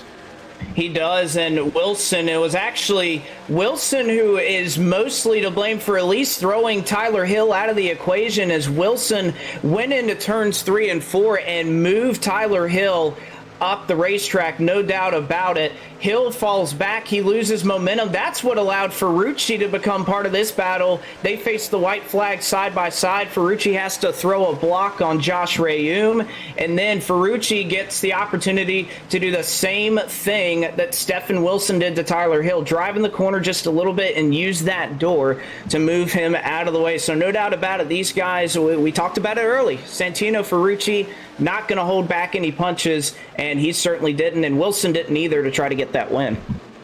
Wilson didn't either at all. Austin Wayne Self, we believe, just off the map there, you give him the 1 point for posting the link on social media, then 5 points for finishing 11. So he gained 6 points tonight and got 39, which I believe leaves he and Austin Wayne Self together. And unofficially, per the booth math, Santino Ferucci is the one we think has done the job, Eric Estepp, but we'll wait for confirmation from race control to confirm all that.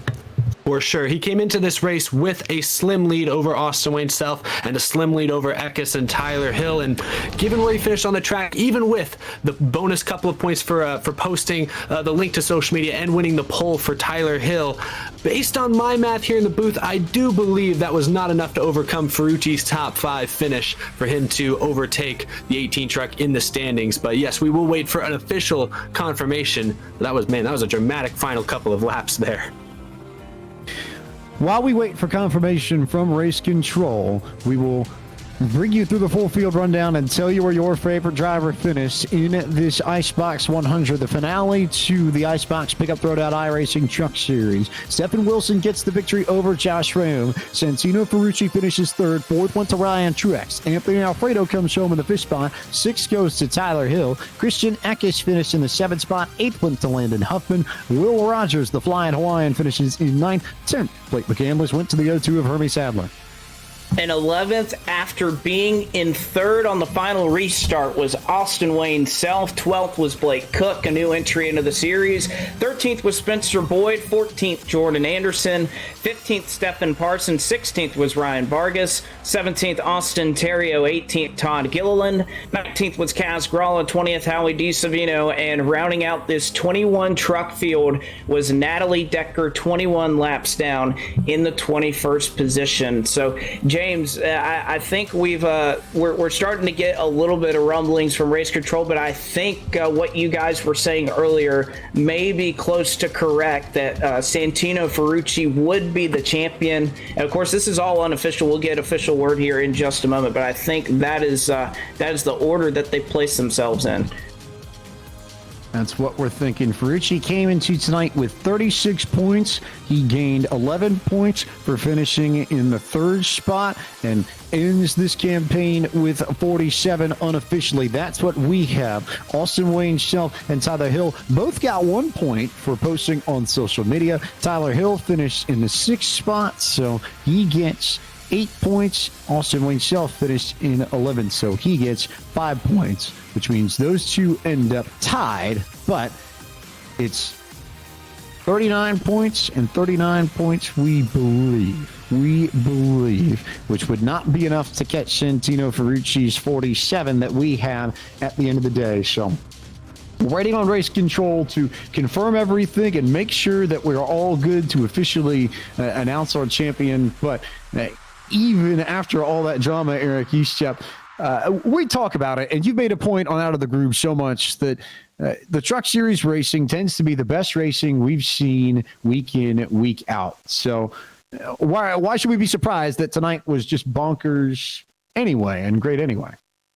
Really had everything you could ever want from any type of NASCAR race, but specifically a championship race like this one turned out to be. You had long green flag runs, you had tire strategy come into play, and then late in this race you had a couple dramatic restarts and the hard charge from Santino Ferucci. Got a little bit of help out front ahead of him, but it was a very exciting finish. And yeah, like we said at the beginning of the show, what made this series so exciting when this idea was first brought forward is the idea of giving the superstars of the Truck and Xfinity Series, who put on such a great show in real life every single week, giving them their own dedicated iRacing series with real prizes on the line. You just knew it was going to bring out the best of these competitive athletes, and we saw a great show tonight. We saw some amazing finishes throughout this series, and it's been a blast to watch it from my perspective.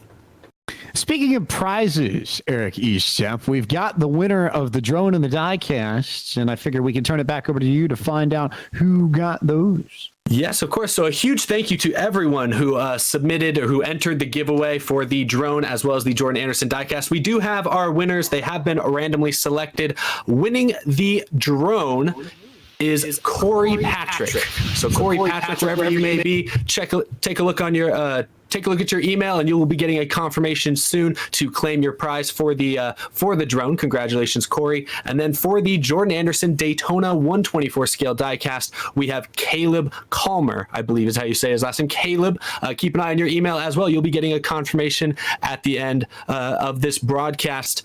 So congratulations to our two winners tonight. A big thank you to everyone who submitted, entered into the giveaway. Thank you guys for being here tonight. Hope you saw a great show. Plenty of fun, plenty of excitement, two people going away with some great prizes, courtesy of Eric and the team and Out of the Groove and A Engine. But we'll now turn it to Blake McCandless, who has got our race winner, Stephen Wilson. How about Stephen? Somehow, some way, in all the chaos that ensues right there, in very fitting fashion, that me, Cougar Toyota ends up in Big Lane. How about it? Yeah, man, it was a really fun race. Really enjoyed it. Like, I've really not driven the trucks that much. I think I just basically jumped in it today and fortunately was invited by Jordan Anderson to join, and just had a hell of a good time. Just really enjoyed driving the trucks and racing with this great group of guys. Most certainly so, Stefan. But kind of talk about what that was from your perspective. Obviously, you said you haven't driven the trucks a lot. You come out here and beat all these truck drivers at it. You start fourth. You had speed all night. And obviously, I'm going to ask you about that move for the race win. Comes a little bit late in our scheduled distance on lap 107. You and Tyler Hill go into turn 3 side by side, presumably taking the white flag. Talk about what you saw there from your perspective. Yeah, I knew that opportunities were going to be few and far between to get the lead of the race. So, just had a good run through 1 and 2, had the momentum, and, just knew that I had to get it done right there. I pulled alongside going into the corner and took it in real deep. We both did. And just, we just had a little bit of contact in the middle of the corner, which, apologies to Tyler for that, but just came away. It was enough to get me into the lead, and from there we had one lap just to not mess up and bring home the win. Now you're certainly able to do it, but I guess the other thing I'll ask you, in all these events that have been going on over iRacing the last couple of weeks, what's been the big takeaway for you, being able to come out and run all these different things with these different guys? I mean, honestly, the realism and the progress that iRacing and sim racing has made over the last 5 years. I really haven't sim raced at all since about 2015.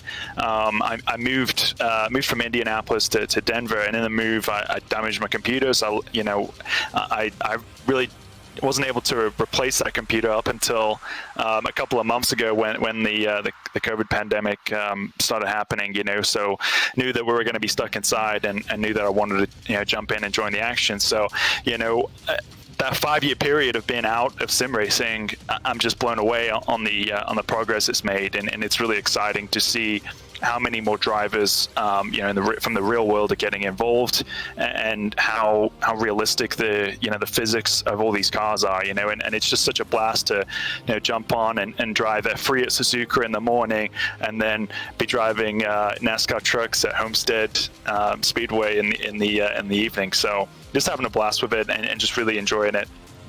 Well, Stefan, we appreciate you coming up here, and it looks like this is a bit of IndyCar kind of stepping on some turf here. You have Stefan Wilson, who comes in here and wins this race, and then you have Santino Ferucci, who, James, we can officially announce has won the IceBox Pickup Throwdown Championship Points Battle. And, James, you've caught up with him in victory lane. Stefan, thanks so much, and congratulations to you on your win. Thank you. Yeah, that was, man, I couldn't have really done that without my team behind me, my spotter James and whatnot. And, it's been an awesome championship. And thank you, Jordan Anderson, Bomarito, and IceBox for having me come and join. And it was a blast. How crazy is this? Maybe the most iRacing story of this whole period, that you, as an IndyCar regular, come in and run these trucks, and not only do you come away with a race victory in the Richmar Forest 100 at Kansas, you come away with the series title and get a few goodies to go along with it. You're going to come away with $500, an IceBox holder system, a Dragonfire Tools Midnight Pro tool chest, a whole bunch of goodies. Yeah, I know. That's so cool. Plenty of stuff. So I guess maybe the biggest question is, where are you going to fit the IceBox in your IndyCar? With the aero screen, don't worry, I'll make it fit. We're going to need it, especially racing at the 500 in August, being as hot as it's going to be. But no, maybe I'll get a chance to use it in the trucks for real racing. I'd love to jump into a NASCAR at one point in the next year or so, and give this a real shot.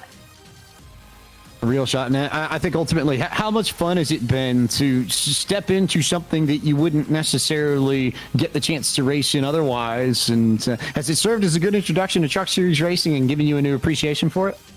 Man, it certainly has. And, I raced with a couple of these kids back in go-karting days, way back when. And, you get to relive the memories with them. And to be honest, I think that the truck racing is really pure.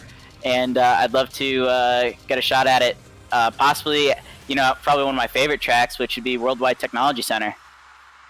Worldwide Technology Raceway at Gateway, which is no, you're good. You're all good. That's our job to make sure that we get those right. But it's an interesting one that you bring up, just because not only do the trucks race at Gateway, but the Indy cars race at Gateway too. So you'd have experience with both and be able to compare the two back to back. And it was a bit of a wild race last week, but how much fun are you going to have? I think once we get back to real life racing, this has been great. But how anticipating, or how much do you anticipate rather, getting back to Texas and to the Genesis 300 on June 6th?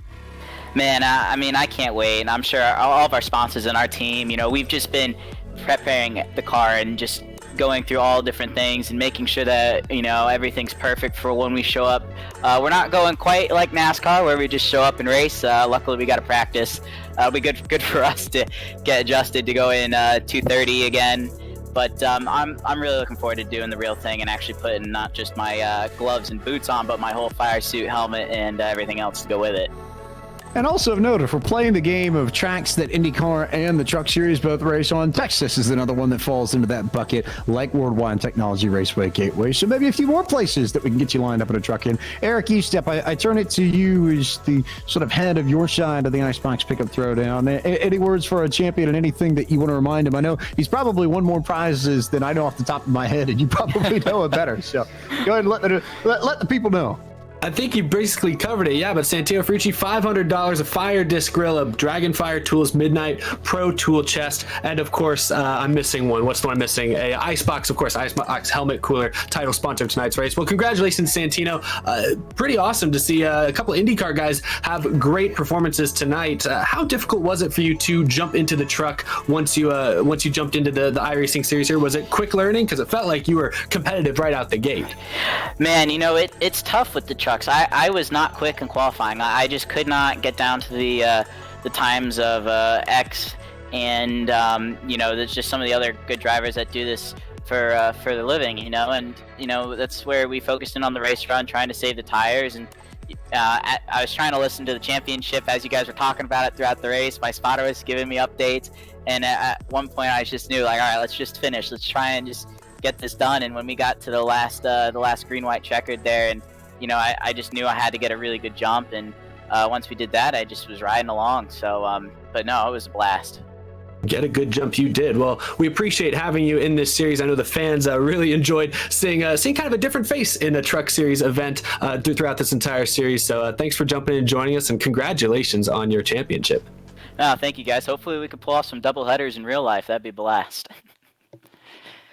I have a hunch that Santino's probably right about that, and probably bang on with it. As we thank Santino for his time and congratulate him on his title. But we know that something that Roger Penske has talked about long term between the NTT IndyCar Series and especially I think the ARCA Menard Series, the NASCAR Gander and NASCAR Gander RV and Outdoors Truck Series, Eric Estepp, is the idea of running more doubleheaders between IndyCar and NASCAR, and in that sense sort of unifying racing in a bit, unifying the top two forms of motorsport in the United States and giving them a bit of a bigger platform with the recognition, and I think the apt, correct, and smart one at that, but this isn't necessarily series versus series and type of car versus type of car.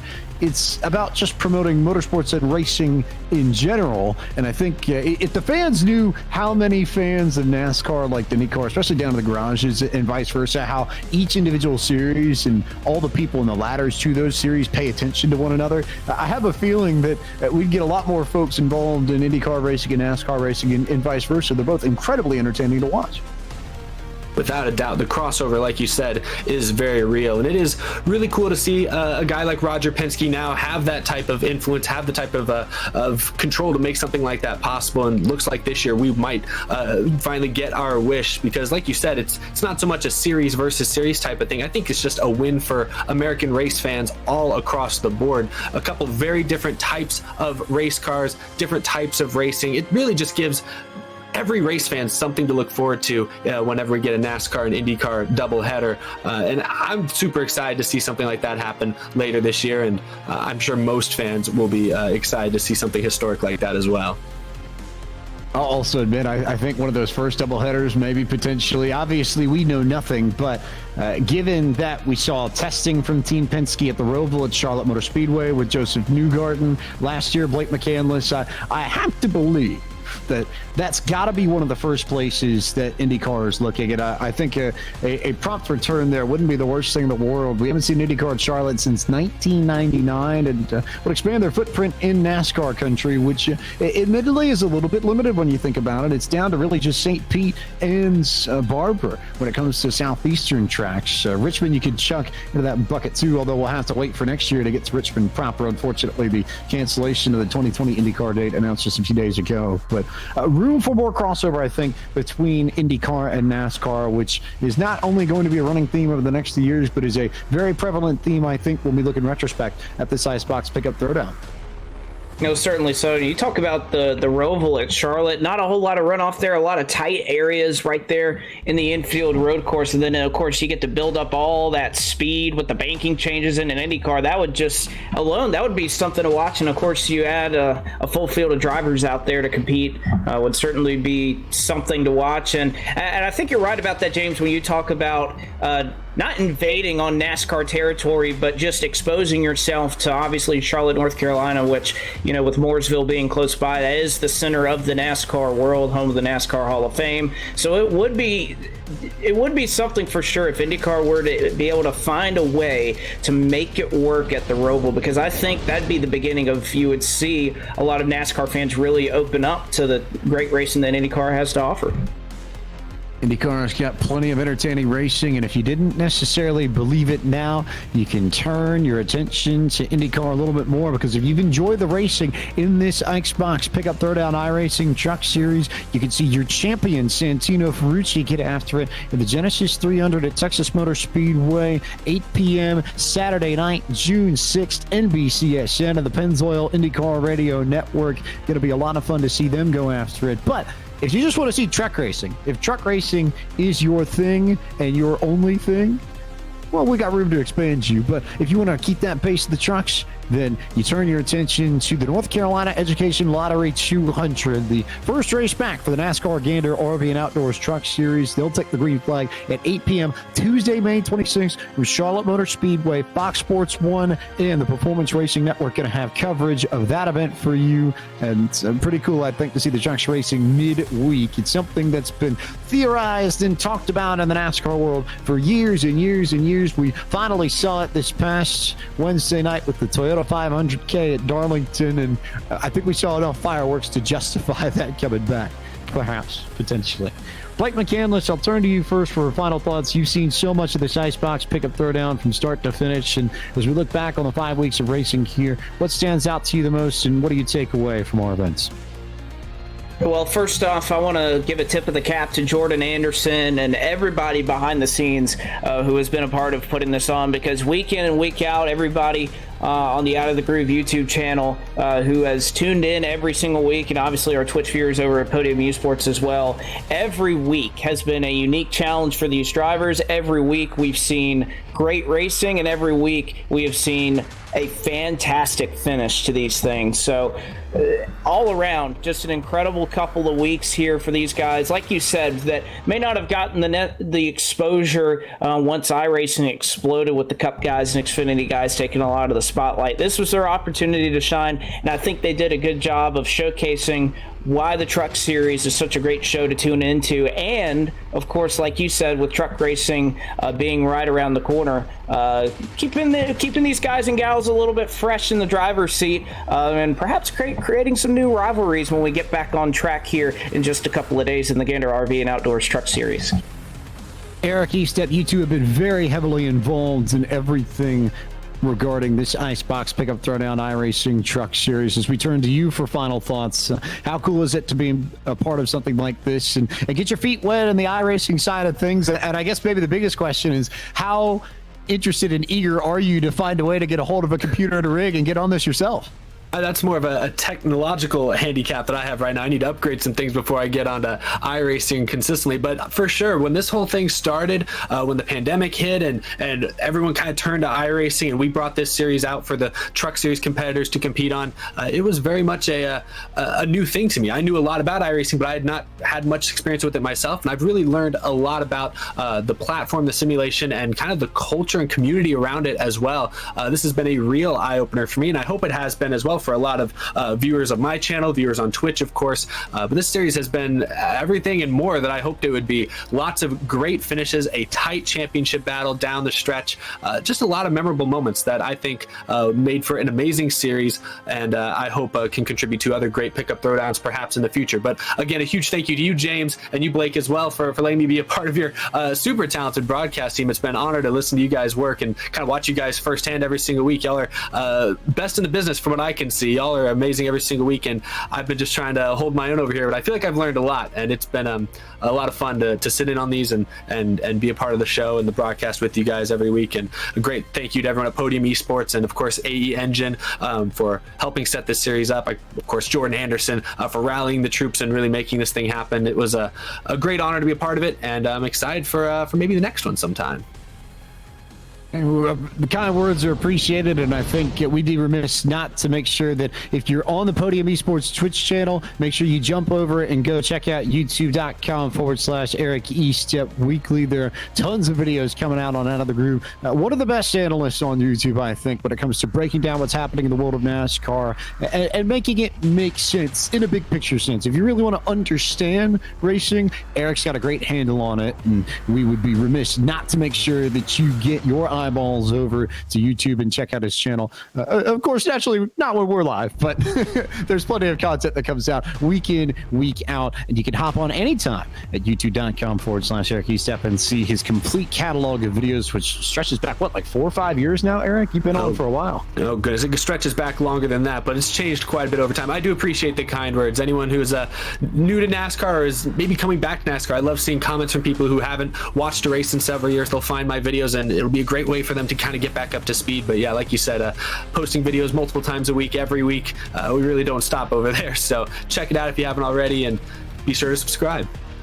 And likewise, if you're on Eric's YouTube channel, you can always head over to twitch.tv/Podium Esports and check out some of the best sim racing in iRacing. And over the course of the next few days, we've got a few events to tell you about that are going to be coming up. First of which is actually, incidentally enough, going to be on the iRacing Esports Network. The International Sim Racing Challenge from Road America is the best of the best in the Porsche Club of Great Britain and the Porsche Club of America. Take to Road America in the 911 RSR and GTLM machines at 4 p.m. Eastern on Saturday. Then, next Tuesday night, the conclusion of the Rowdy Energy Super Select Series from North Wilkesboro Speedway on Speed 51. Speed 51's website and Speed 51's Facebook page. Plenty of fun to be had across the board there. Also, would be remiss to not tell you about some of the usual stuff that we have on our channel. The Sim 500 Trans Service Cup Series, Anthony Alfredo's Esports Racing League. Coming up in June, we're going to feature the 1987 Monte Carlo and 1987 Ford Thunderbird heavily in some throwback series. As a Winston native, I think we'd be remiss not to make sure that we get some Winston Cup cars in there for good measure. And then the Porsche Club of America's traditional sim racing stuff in the spring and the fall, along with a whole host of special events like what we had last Monday night. We had the Monday Night NASCAR Indy 500, the League of Ford Martin and Paul Sutton, with Bob Jenkins on the call, legend for ESPN and ABC, who called NASCAR races, Indianapolis 500s, and you name it for years and years. Just some of the stuff that we do at Podium Esports. So if you want to find out more about us, you can turn to twitch.tv/Podium Esports, our website, podiumesports.com, or find our YouTube page, Facebook page, Instagram, or Twitter, all using the /Podium Esports tag on the end of all of that. It is about time for us to go ahead and wrap up our coverage of the IceBox 100 and the IceBox Pickup Throwdown. So many people to thank, though, before we sign off. First and foremost, to all of our partners over the course of this program and this series. The IceBox Helmet Cooler, Dragonfire Tools, Gen Y Hitch, Richmar Florist, Fire Disc Cookers, and Forney Industries, who have stepped up in a big way to make this happen. On the partnership side, everybody at AM Racing, Tim Self, Austin Wayne Self, Jordan Anderson Racing, for all the work that they've done. The Bomberito Auto Group as well. We'd be remiss not to give them love, along with the Worldwide Technology Raceway at Gateway. And then everybody at AE Engine, Josh Boland Company, helping getting this side of things lined up and getting Eric Estepp and Company lined up, Out of the Groove lined up in all of this. And then on our side at Podium, Kyle Barnes coming in and playing race control in all 5 of these races. And then our team at Podium Esports, Cisco Scaramouza, Gary Sexton, and John Theodore for making us look as good as ever. And then for our folks in the booth, Eric Estepp, Blake McCandless, and tonight's producer, Ryan Bauer. I am James Pike, the voice of Podium Esports.